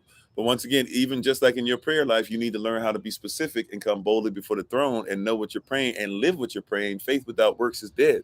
And a lot of people pray things in faith and never have works to go with what they prayed for. Right? That's why we talked a lot about marriage today. Marriage is a tool. If you don't know how to use the tool, then it's going to fall apart. Do you not know that in our, I'm just talking cultural perspective. A lot of people don't use this cultural perspective, don't even know it, don't care about it. But in this cultural perspective that we have, right, sex is marriage and marriage is sex. And as we talked about plenty of times, you guys know, right? You guys know that when it comes to sex is marriage, marriage is sex, that you can't, even if you get, into, I'm sorry, let me get into it. Even if you get into, even if you get married, right? Even if you get married, you have to still recognize that when you get married, if you don't have sex, they don't consider it to be what? They don't consider it to be marriage because you have to consummate your marriage, right? So marriage is a tool. Marriage is a tool. Now, if you get your marriage done through the state, there's stresses that come with that don't come if you have a private marriage, a contract between your wife, yourself, and a third party, and some different, and some different people who are there to make sure that they have an affidavit. See, these things have to be these tools need to be put in place before you start building the house. A lot of you start building the house and you're like, oh, I didn't know that I would need this type of hammer. Okay, let me go to the store. Oh, I didn't know that I might need something to make sure that it's, might need some putty for this when I'm gonna start, putting up my walls and my drywall and things like that. Oh, I didn't know that I was gonna have to make sure that I had the wax ring for the toilet yet. Okay, let me go and find the wax ring. Oh, I didn't know, you start building the house because you didn't go through the blueprint. You didn't put the stuff in there together first. That was supposed to be there first, right? So since you didn't put that stuff there together first, the way it was supposed to, now you're having issues that you should have never had. So what we're having to do now is try to play catch up and try to be like, okay, these are the tools you should have used, right? Here's a tool for you. Here's a tool for you. This is just This is just really practical, right? It's just really practical for you. And if you have questions about prayer, by the way, we have people that teach on prayer. We even have on our YouTube channel, we have different things literally just on prayer only and answering questions on prayer. We have 2 series once again on there on our playlist. One called FAQ, Frequently Asked Questions. Another one called Having Been Led as We Believe. Having Been Led as We Believe literally just deals with having been led as we believe. What do we believe about these things, right? So, and thank you for the compliment. How you doing, Tama? How you doing? So when we talk about these things, right? You got to be specific. But once again, here's one that's really simple. All right. Think about every time that you're stressed out, right? Think about where your emotional bank account is. When you're stressed out, think about your emotional bank account. How much is in your bank account? See, because we should, a lot of times we don't, we should keep track of our bank accounts as far as finances, as far as, fiat cash, etc. Or it's not even fiat cash, technically it's already cryptocurrency, but fiat cash, right? So we like to know how much money's in our wallet. We like to know how much money's in our account virtually. We like to know those things, but we don't know where our emotional bank account is. Check on that from time to time. Every day ask yourself, like, where am I? You might be negative balance, and come up with a system based off your love language. When people give me kind words, that's a 20. When somebody makes sure that they do what they say, that's 25. When somebody lies to me, that's 10. Or negative 10. If somebody cheats on me, that's negative 5,000. Right? That's negative 50,000, whatever. That's extreme debt. I don't know if we can come back from that debt, right? But do some stuff emotionally. Go through. Set up an emotional bank account. Where am I? And at the end of the day, be honest with yourself. Go back. See, this is where, even though we don't follow these teachings all the way to 100%, but this is where, like, people who talk about Ma'at, the 42 confessions of Ma'at. This is what the principle is great behind it, which is they would wake up in their day, and we're talking about Kemetic, right? Kemetic lore, Kemetic culture. But they would wake up at the beginning of their day, and they would confess these 42 confessions. Whether we agree with all of them or not, get the principle. They would confess the confessions. They would go through their day, and then at the end of their day, they would go back through these confessions that they had gone through, and they would say to themselves, did I keep all the confessions that I said I would when I first got up? See, so in your day, if you already know where your emotional bank account is, and you read, okay, here's some things that you could list on things that affect your bank account. How do I love others? How do others love me? How much time did I get?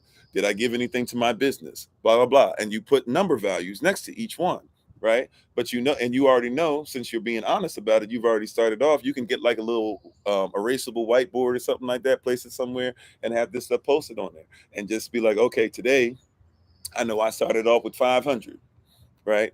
So, okay, I go through my day. Oh, cool. I put this much into my business. I did that 3 times today. All right, cool. That's like an extra 75. So now I'm at 575. Ooh, but I got to subtract, because you know what? I was running late, and rather than just tell them, hey, I got up late or whatever, I told them, hey, you know what? I'm sorry, traffic's bad, but I should be there in like 2 minutes. And I got there at 9:02 instead of 9 o'clock. I lied. I got to hold myself accountable. So now I'm down to 565. That might seem like a little much for some, but I'm just telling you, like, that's a tool you can use. And it helps you to not just manage stress, but start realizing, okay, I don't like it when I have negative in my bank account, or when I have negative stuff, that money I'm spending that's not necessary, right? Now, sometimes you even should be honest about certain things too. For example, you might have something up on that list that says, like some things where you just got to eat it. So you might have eat it. So what does that mean? Like, to run a successful business, sometimes something goes on with packaging, sometimes somebody misses something, sometimes something nobody can control, but I still got to make sure the customer's taken care of. Okay, I got to eat that, right? So there's some things in your life that you're gonna have to just go through. I got to eat it. So it might be $50. I had to eat that, right? In your mind, whatever your value is. So you subtract it, right, from what's going on there. But that's showing you where am I at. I'm still positive a lot, even if I had to eat, 50 points or whatever. Hopefully that's making sense, right? Um, Here's one that I think we'll end on. Um, as far as stress tools, well, I mean, we can keep going through stress tools all day, right? But these are just some that you can use that are easy. Obviously, we talked about prayer, prayer, prayer, prayer. I'm just giving you some works to go with the faith, right? It does. Okay, awesome, awesome. Like here's well, how much time we got? Okay, not much at all. Here's one real quick. Whenever I want you, make a number line in your head. What do I mean by that? A number line. So 0 in the center, negative 1, 2, 3, 4, 5, 6, etc. Right? Positive 1, 2, 3, 4, 5, 6, etc. In your head, always try to end up on the positive. What do I mean by that? Focus yourself when something bad happens.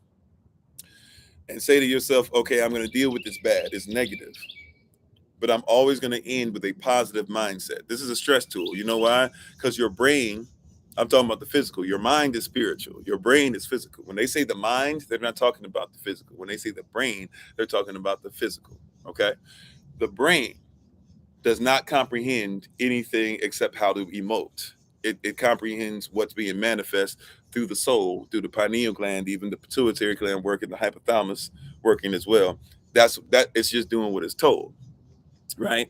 So you have to say to you have to set up the environment for the brain to fire synapses correctly. Okay. So what am I saying by that? If the last thing on your number line was negative and you realize something bad happened, but you don't make sure that you give something positive on the other side to end, that the last thing you're ending with is on the positive side, your brain will leave with negative thoughts. Thank you. I appreciate that, DKXJ. I don't know how to pronounce it. Please forgive me. Right. So your brain will leave with a negative thought at the end. You see that? So if you're not careful, that's what's going to happen. Your brain is going to leave with a negative thought at the end. Right. So, oh man, my bills, my bills, my bills, my bills. If that's where you in, oh, it's Deja, Deja. Okay. So if that's where you going at the, like, if your brain is just there at the end, right? Like if all it is my bills, my bills, my bills, my bills to do, my bills to do, my bills to do. What is that doing? You just hearing me say that probably even what stresses you out. I don't even have nothing like that going on, but just saying that stressed me out. You know what I'm saying? My bills, my bills, my bills, my bills, my bills, my bills. Yeah, like look, even I've been in situations. They might put your stuff out on the street tomorrow, right? How you doing, Barry? They might put your stuff out on the street tomorrow. Like that's a possibility for sure. Now look for any positivity. Is there anything positive you can leave on?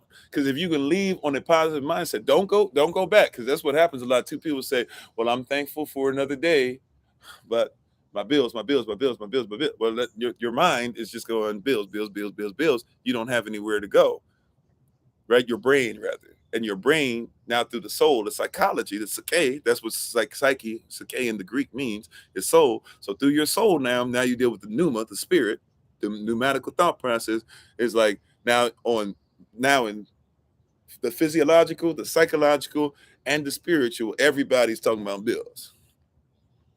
You ain't got no hope now, right? Like you got yourself in a situation where this is just bills, bills, bills, bills. That's all we're worried about. But what if, hey, you know what? I'm going to give tomorrow my best energy, and even if I come back and my stuff is on the sidewalk, I'm thankful that I still am alive today, right? And even when my stuff is there, I'm not saying don't deal with it. Once again, if for every negative one, there's a positive one. For every negative two, there's a positive two. So deal with it. Oh man, that's hurtful to see my stuff out there like that. Positive though, at least I got somewhere to lay my head tonight. It might be in a shelter, but it is what it is. At least I got somewhere. I got some kind of money coming in. I got storage. Maybe my family can watch over my most important things. You know what? Actually, it's I didn't need a lot of this stuff anyways. I'm kind of a minimalist mentality, but I've been caught up. Maybe I'm somebody who was a hoarder.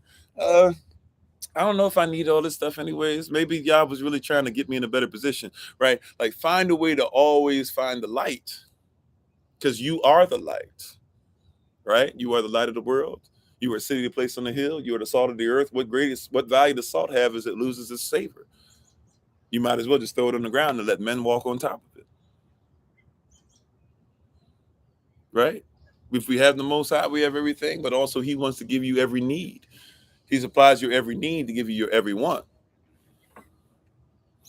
right? Like every time, it'll be my child is acting up, my child is acting up. But praise y'all, I have a child, and you know what? I'm gonna give my best to him, my best energy, and prayerfully, my life will become something that will help them to be able to make it through.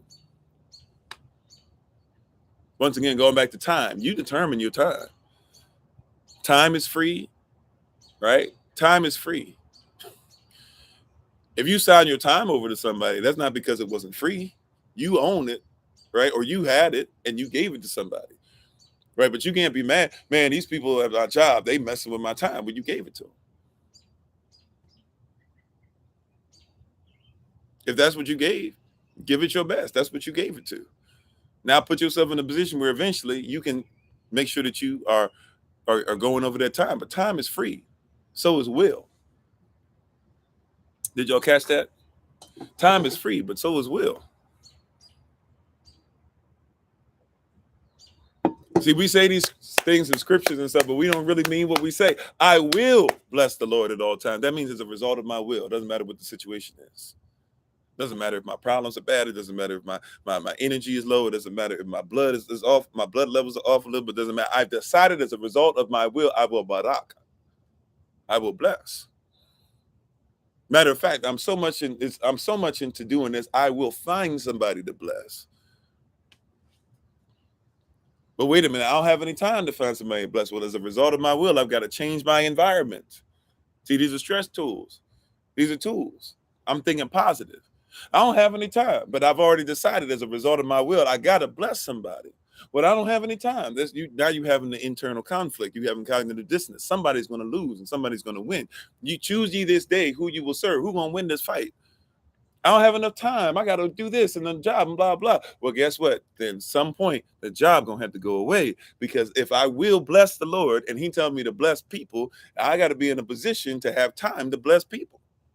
If I don't have no time to bless the people, then whatever's taken away from that time as a result of my will, right? Since my will is free, I've decided to be free. And since my time is free, I've decided to live in free time so that I can be free to bless the Lord and bless people and bless his people. Right? But I gotta have an environment. We were talking about environment yesterday. Come on. I got to have the environment together to mix this. I got to have the right pot that can handle the gumbo. You can't just put gumbo in any pot. You can't put gumbo in the skillet, right? You can't put gumbo in the skillet. It ain't gonna work. I'm gonna put it in the skillet and I'm gonna simmer it. I'm gonna feed 10 people this gumbo. That's not how that works. You got to have the right pot. You got to let that stuff not just simmer, but that stuff got to stew. It's got to seep in the crevices, right? As a result of my will, I will bless the Lord. I will have a great day. That means as a result of my will. Not I hope. Now I hope I have a nice day is great because that activates faith. But faith has to turn into manifestation. But if I say I will have a great day, you ain't stopping me. Traffic's in the area. You ain't stopping me. I will. I will it. I will it so. Why? Because it's free. It's free will. It don't cost me nothing to will it. You have a mindset that it costs too much to will it, so you don't move. I will. I will have a great day. I will speak a righteous word. I will help people. I will be a vessel. I will be somebody that's there for others. I will be better than I was yesterday. I will be a great father. I will have a great life. I will have a great day. I will be a great spouse. I will have a great community. I will build something that's generational wealth. I will it. It's different than I'd like it to be. I'd like it to be. It'd be nice if.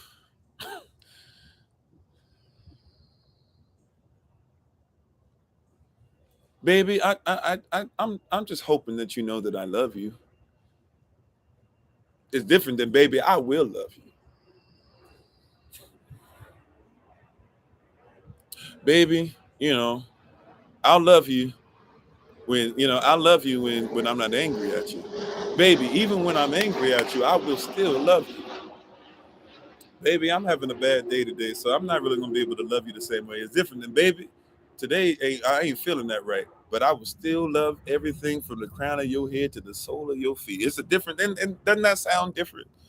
It sounds different, doesn't it? It sounds different. I will forgive my oppressors. Doesn't mean I will trust them right away, but I will forgive them right away. Because forgiveness is forgive. Before they did it, I already gave them the right to be human beings, and human beings can do some of the worst stuff, right? We said this before. I'll say it again. One of the reasons why you get angry, usually the number one reason you get angry, is not, matter of fact, I'd say 100% of the time, but somebody might give me something at some point that causes me to realize that it's not correct. But when you get angry, the only reason you get angry is because somebody didn't do what you think you would have done in that situation, forgetting that they're not you. So I will remember that you're not me, so I don't get upset. Right? That will bless you. When you get stressed, you ready to be angry and cut somebody up. If they knew, and they should know, and if I was in your situation, yeah, but you're not them. So why would you do what they did? And by the way, you've never been in the situation. Who knows? Maybe you would do what they did, especially if you knew why they did it. Which is why you should be slow to speak and quick. I'm sorry, slow to speak and quick to listen. Listen to what they are coming from as an individual. I will listen more. I will speak less. I will be honorable in all my dealings. See, these are affirmations. Somebody wants to call it the law of attraction, right? I will I will be better. I will be greater. I will attract greatness to me. I will develop my gifts so that I will be brought before great men, not just before men, but before great men. Great men are waiting. Great women are waiting. Great countries are waiting just to hear a message from somebody of my caliber, to see my gift on display, to do. So I will develop the gift. And anybody that's going to be around me, I will make sure that I choose wisely my circle so that anybody that's around me, we will be blessed by that. Just how it works. Faith is one thing, works is another. You got to put the two together. You got to have the faith that it will happen, but where are the stress tools? Where are the works to go with your faith? Last one, we're going to do this together real quick. We've actually done this one once or twice on here. I do this one a lot on one-on-one sessions as well. We're going to do this one together, stress tool. If you're able, right? If you obviously traveling, or if you're doing something, or if you're at your job or whatever, hopefully you guys are, not getting in trouble or with anything. But real quick, last one. If you're able to do this with us. If you're not, just take note of what we do and do it on your own time. I want you to close your eyes. Okay? I want you to close your eyes. Thank you. 11:11. Cool. I want you to close your eyes. Okay. You're gonna close your eyes. All right. You're gonna get rid of anything. You're well, I won't say anything, but you're going to focus. You're gonna focus. Okay. You're gonna focus, and basically you're gonna imagine that your body is an outline. Okay. So you can't see your skin. You can't see your skin color, but you can see the outline of your body. Imagine that it's your outline of your body. It's a black, let's say it's a black canvas and somebody's painted an outline of your body. I would really try to even say like you're a 3D model in a dark room, but you can see the outline of your body. Inside your body is empty. All right. Inside your body is empty. Inside your body is empty. There's no blood right now. There's no organs right now. There's no worries. There's no situations. It's just you. It's you in this dark place. Okay? You in this dark place, right? You on this black canvas if you need that. You in this dark place, complete darkness, the triple O blackness, all that stuff. Right? You are in the darkest of darkest of darkest of darkest of darkest places. But somehow, somewhere you see this outline. Whatever color you need that outline to be, that's fine. But somehow, somewhere you see this outline. All right. In the middle of that out, all right. So now what I want you to do is where the head is on the outline, right? Some of you might call it the pineal gland. Some of you might try to call it the eye of Horus, the third eye, et cetera, right?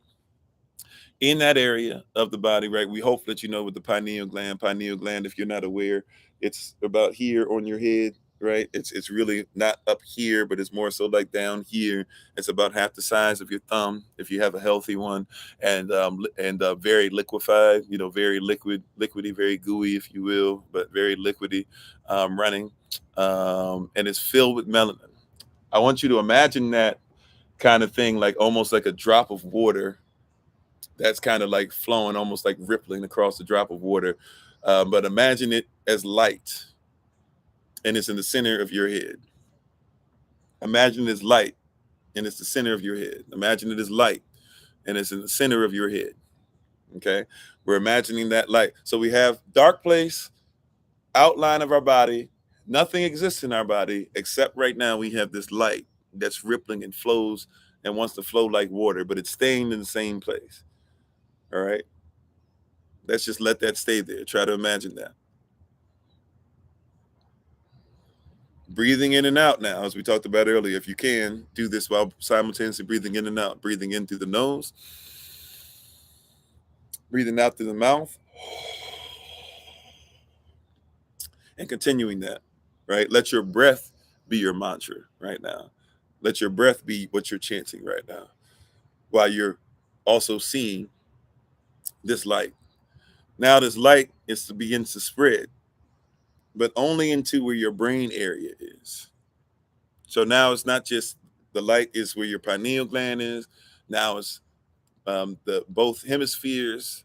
It is the arteries, right? It is in the hypothalamus, etc.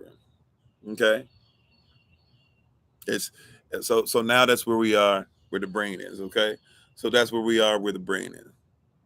All right, I'm sorry, where the light is. Excuse me, where the light is. So the light is now in the brain area. Still have an empty outline of the body, still in darkness. Okay.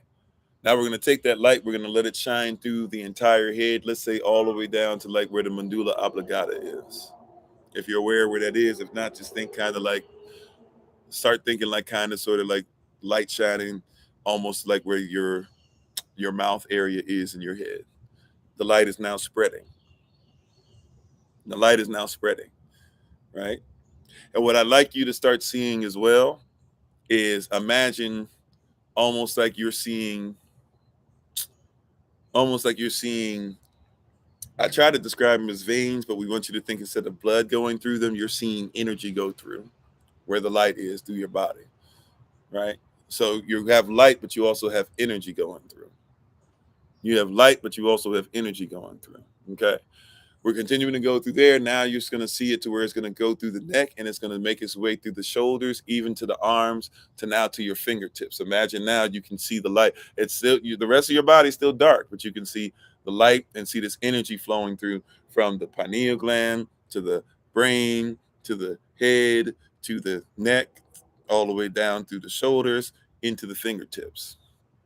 Okay, and we're still going. We're still flowing. We're still flowing. All right, breathing in and out still. Breathing out. Breathing in. Breathing out.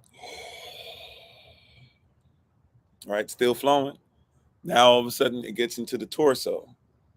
It's going to where the heart is, the chest area, flowing all the way down, flowing all the way down. Stomach, the light is going through. We have energy, we have light, we have the energy flowing through these veins, going all the way down past the belly button, through the spine, right? Don't forget, even we didn't mention it earlier, but the cerebral cortex, all these different things that are happening, right? The synapses in your brain are firing now, making sure the energy is going to where it needs it to go through into your body, all these different things, right? Now, what's the next part? It's going to flow down down through your thighs, right? It's rushing through now. It's going through your thighs, going through the knees, going all the way down into the calf, right?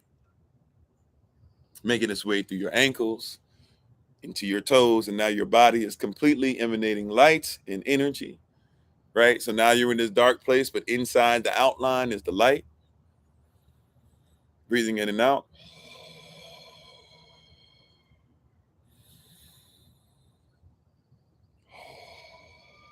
And now the last thing, as we're still having our eyes closed, imagine now that light that's in you is now going to fill the dark void that's around you. It's filling the dark void that's around you. It's filling the dark void that's around you. That light that's within you is now filling the dark void that's around you. For you are the light. That place that's dark is not going to get any better if you don't let your light so shine. So practice envisioning yourself giving light to everything that's around, including darkness and confusion. Right? You see the need for the light. You see how everything in your mind went from darkness to light, which is how the universe started. Right? And he separated the darkness and the light. Everything in the evening and the rising is the first day. The darkness to light is the first day. That's what you're needed for. That's what you're here for. Remind yourself of that when you get stressed. Somebody needs you to always take the darkness and bring your light. You are the light of the world. Right? Imagine the necessity. If you're the light of the world can't see without you. And then once you finish this, you can put your head straight, shoulders back, open your eyes. If you're standing up, you might even want to jump a little bit. Right? Anybody? Hopefully, if you went through it with this, hopefully you feel a little better. Right? Just in that. And you can do that in a matter of like 5 minutes. If you're tired, if you're really tired, you can do that and you will wake back up. Believe it or not. Right? It also works in the reverse. If you're having problems sleeping and stuff, you can do that and kind of get some sleep. Or go to sleep. Yeah, see that? So like these are, yes, we have faith, but we also want to give you some practical works. Right? So we talked today about stress tools, and hopefully they helped you out some. Pineal gland, you can do some research, basically. I mean, if you just research the pineal gland and basics, and then I guess if you start maybe looking for some Afrocentric teachings, I guess somebody to look up on YouTube would probably be somebody I would trust to be able to tell you something about it, because my wife and I consider ourselves to be disciples of his. Dr. Laia Africa. He's passed away now, but his name spelled Laia. That's his first name, Laia. Last name Afrika. Laia. Last name Afrika. Look him up in pineal gland and see what happens. Thank you for the love. Appreciate that. So that being said, thank you all again. We appreciate you. We honor your time. And we thank you for being on with us again. We appreciate you. And we are so, we're so awesome and awe-inspired by what the Most High is doing. And we thank you guys for listening in. We're going to get ready to do our shout out if you're on TikTok, and if you're on YouTube, or watching this later on from some other platform, whether it's Facebook or listening on the podcast, or wherever you might be tuning in from. We thank you guys for doing so. We're going to go ahead and get ready to take our leave, though. And I will not be on this evening. Normally I would have Wednesdays off completely, but this Wednesday it was my turn to be on. So we're appreciative of you guys being on. Continue to look up certain things that we're doing in the diaspora. Check out my wife, as always, the Honorable Maya, on TikTok, YouTube, or website, and Pinterest at Bloom and Flourish, not A&D, the letter N, Bloom and Flourish. She's a healer, herbalist, chemist, and biologist by degree. We're going to shoot for something this week. I'm not sure if we're going to shoot for something this week. I'm going to try to shoot for this. I'm going to try and make sure everybody. So starting this month coming up, we're going to try to make sure that we're having as many of these Zoom meetings as possible for people in their areas. So how about this weekend? We'll just do 2 of them. This is kind of last minute, but I'll make sure I send the information out. So I realize this might be too last minute. We're going to do 2 of them for this Saturday. By the way, ministers, this is the first Thursday of the month, so we're going to have a ministerial meeting 6:30 p.m. tomorrow, 6:30 p.m. Eastern tomorrow. And Friday is the first Friday of the month, so we're asking everybody goes out into community and try and be a blessing to somebody. You don't have to tell us what you're doing. We'll just ask you to go out and be a blessing to somebody every first Friday at least. But this Saturday, let's say those that are in New York, let's do this. What area? If you're in the area of it, so not Pennsylvania, but let's say if you're in Delaware, New York, and New York City, upstate New York, wherever, right? But Delaware, New York, Massachusetts, anywhere in that area. Let's try to do an SOC meeting at 11 a.m. Eastern New York time. Okay? If you're in Detroit, Ohio, I'm sorry, if you're in Michigan, Ohio, or Illinois, and let's also throw in Indiana. If you're in Indiana, Michigan, Illinois, or Ohio, we'll try to do a Zoom meeting just for you all. Let's make that one at 12:30 p.m. Right? So if you're in New York, Delaware, New Jersey, Massachusetts, somewhere in there, let's say this Saturday, we'll try to do a Zoom meeting just for you all. I'll send the information out. We'll do a Zoom meeting that's just going to be for you all at 11 a.m. Eastern New York time, right after the podcast is over. All right. And for everybody else who we talked about for this weekend, just a Zoom meeting only, not a meetup, but a Zoom meeting only. Get preparing ourselves for meetups. If you're in Michigan, Illinois, Indiana, or Ohio, right? I guess we can throw Wisconsin in there. I think we got Wisconsin around. A couple people in Wisconsin as well too. We'll try and make sure all of you guys will be. We'll try to make sure that we send something out for all of you guys as well. Okay, so and that'll be at 12:30 p.m. So no SOC meeting this week again, but we'll make sure that we have those meetings, and then we already have it set up February 11th. To make sure that we're going to have a second meeting for those in the Florida region. And I think we might as well just do another Zoom meeting. Well, we'll figure the rest out. Right. But if you got those dates, if you remember, I'll be repeating them. I'll be sending some information out.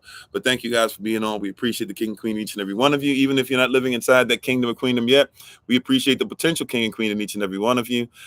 Please check out my wife, as always, the Honorable Maya, on TikTok, YouTube, or website, and Pinterest at Bloom and Flourish, not A&D, the letter N, Bloom and Flourish. She is a healer, herbalist, chemist, and biologist by degree, and we're thankful and grateful for all the great things that she does to help the diaspora with their health. If you're trying to get in touch with us on any of the other platforms, just look at the description with the videos. If you are on TikTok right now, you can always go to our main page and you can click on our link tree. But also what we're about to do right now is do our shout out at the end. And so at our shout out at the end, all we ask is when the music plays, that you just basically, if you can, don't mind, say at least your state, maybe your city and state. And if you're okay with us contacting you, we'll make sure that we connect with you ASAP. But thank you again. We appreciate you. We honor the King and Queen, each and every one of you. As always, it's been Pastor Kofi, Pastor Servant of Christ, where we are always changing lives one mind at a time by being the voice of the voiceless and speaking the unspoken. Until I have the great privilege, opportunity, and responsibility of being in front of you all again, please remember, as always, yes, love, that you are loved, you are necessary, you are majestic, you are fearfully and wonderfully made, and you, which is all of us working together, will be the reason why people who are in this system no longer have to be of it. Shalom, Barak Allah, Cham Yahava. And once again, please feel free to let us know, city and state, if you're on TikTok, if you're on any other platform. Thank you for being on. We'll talk to you soon. Shalom. Peace.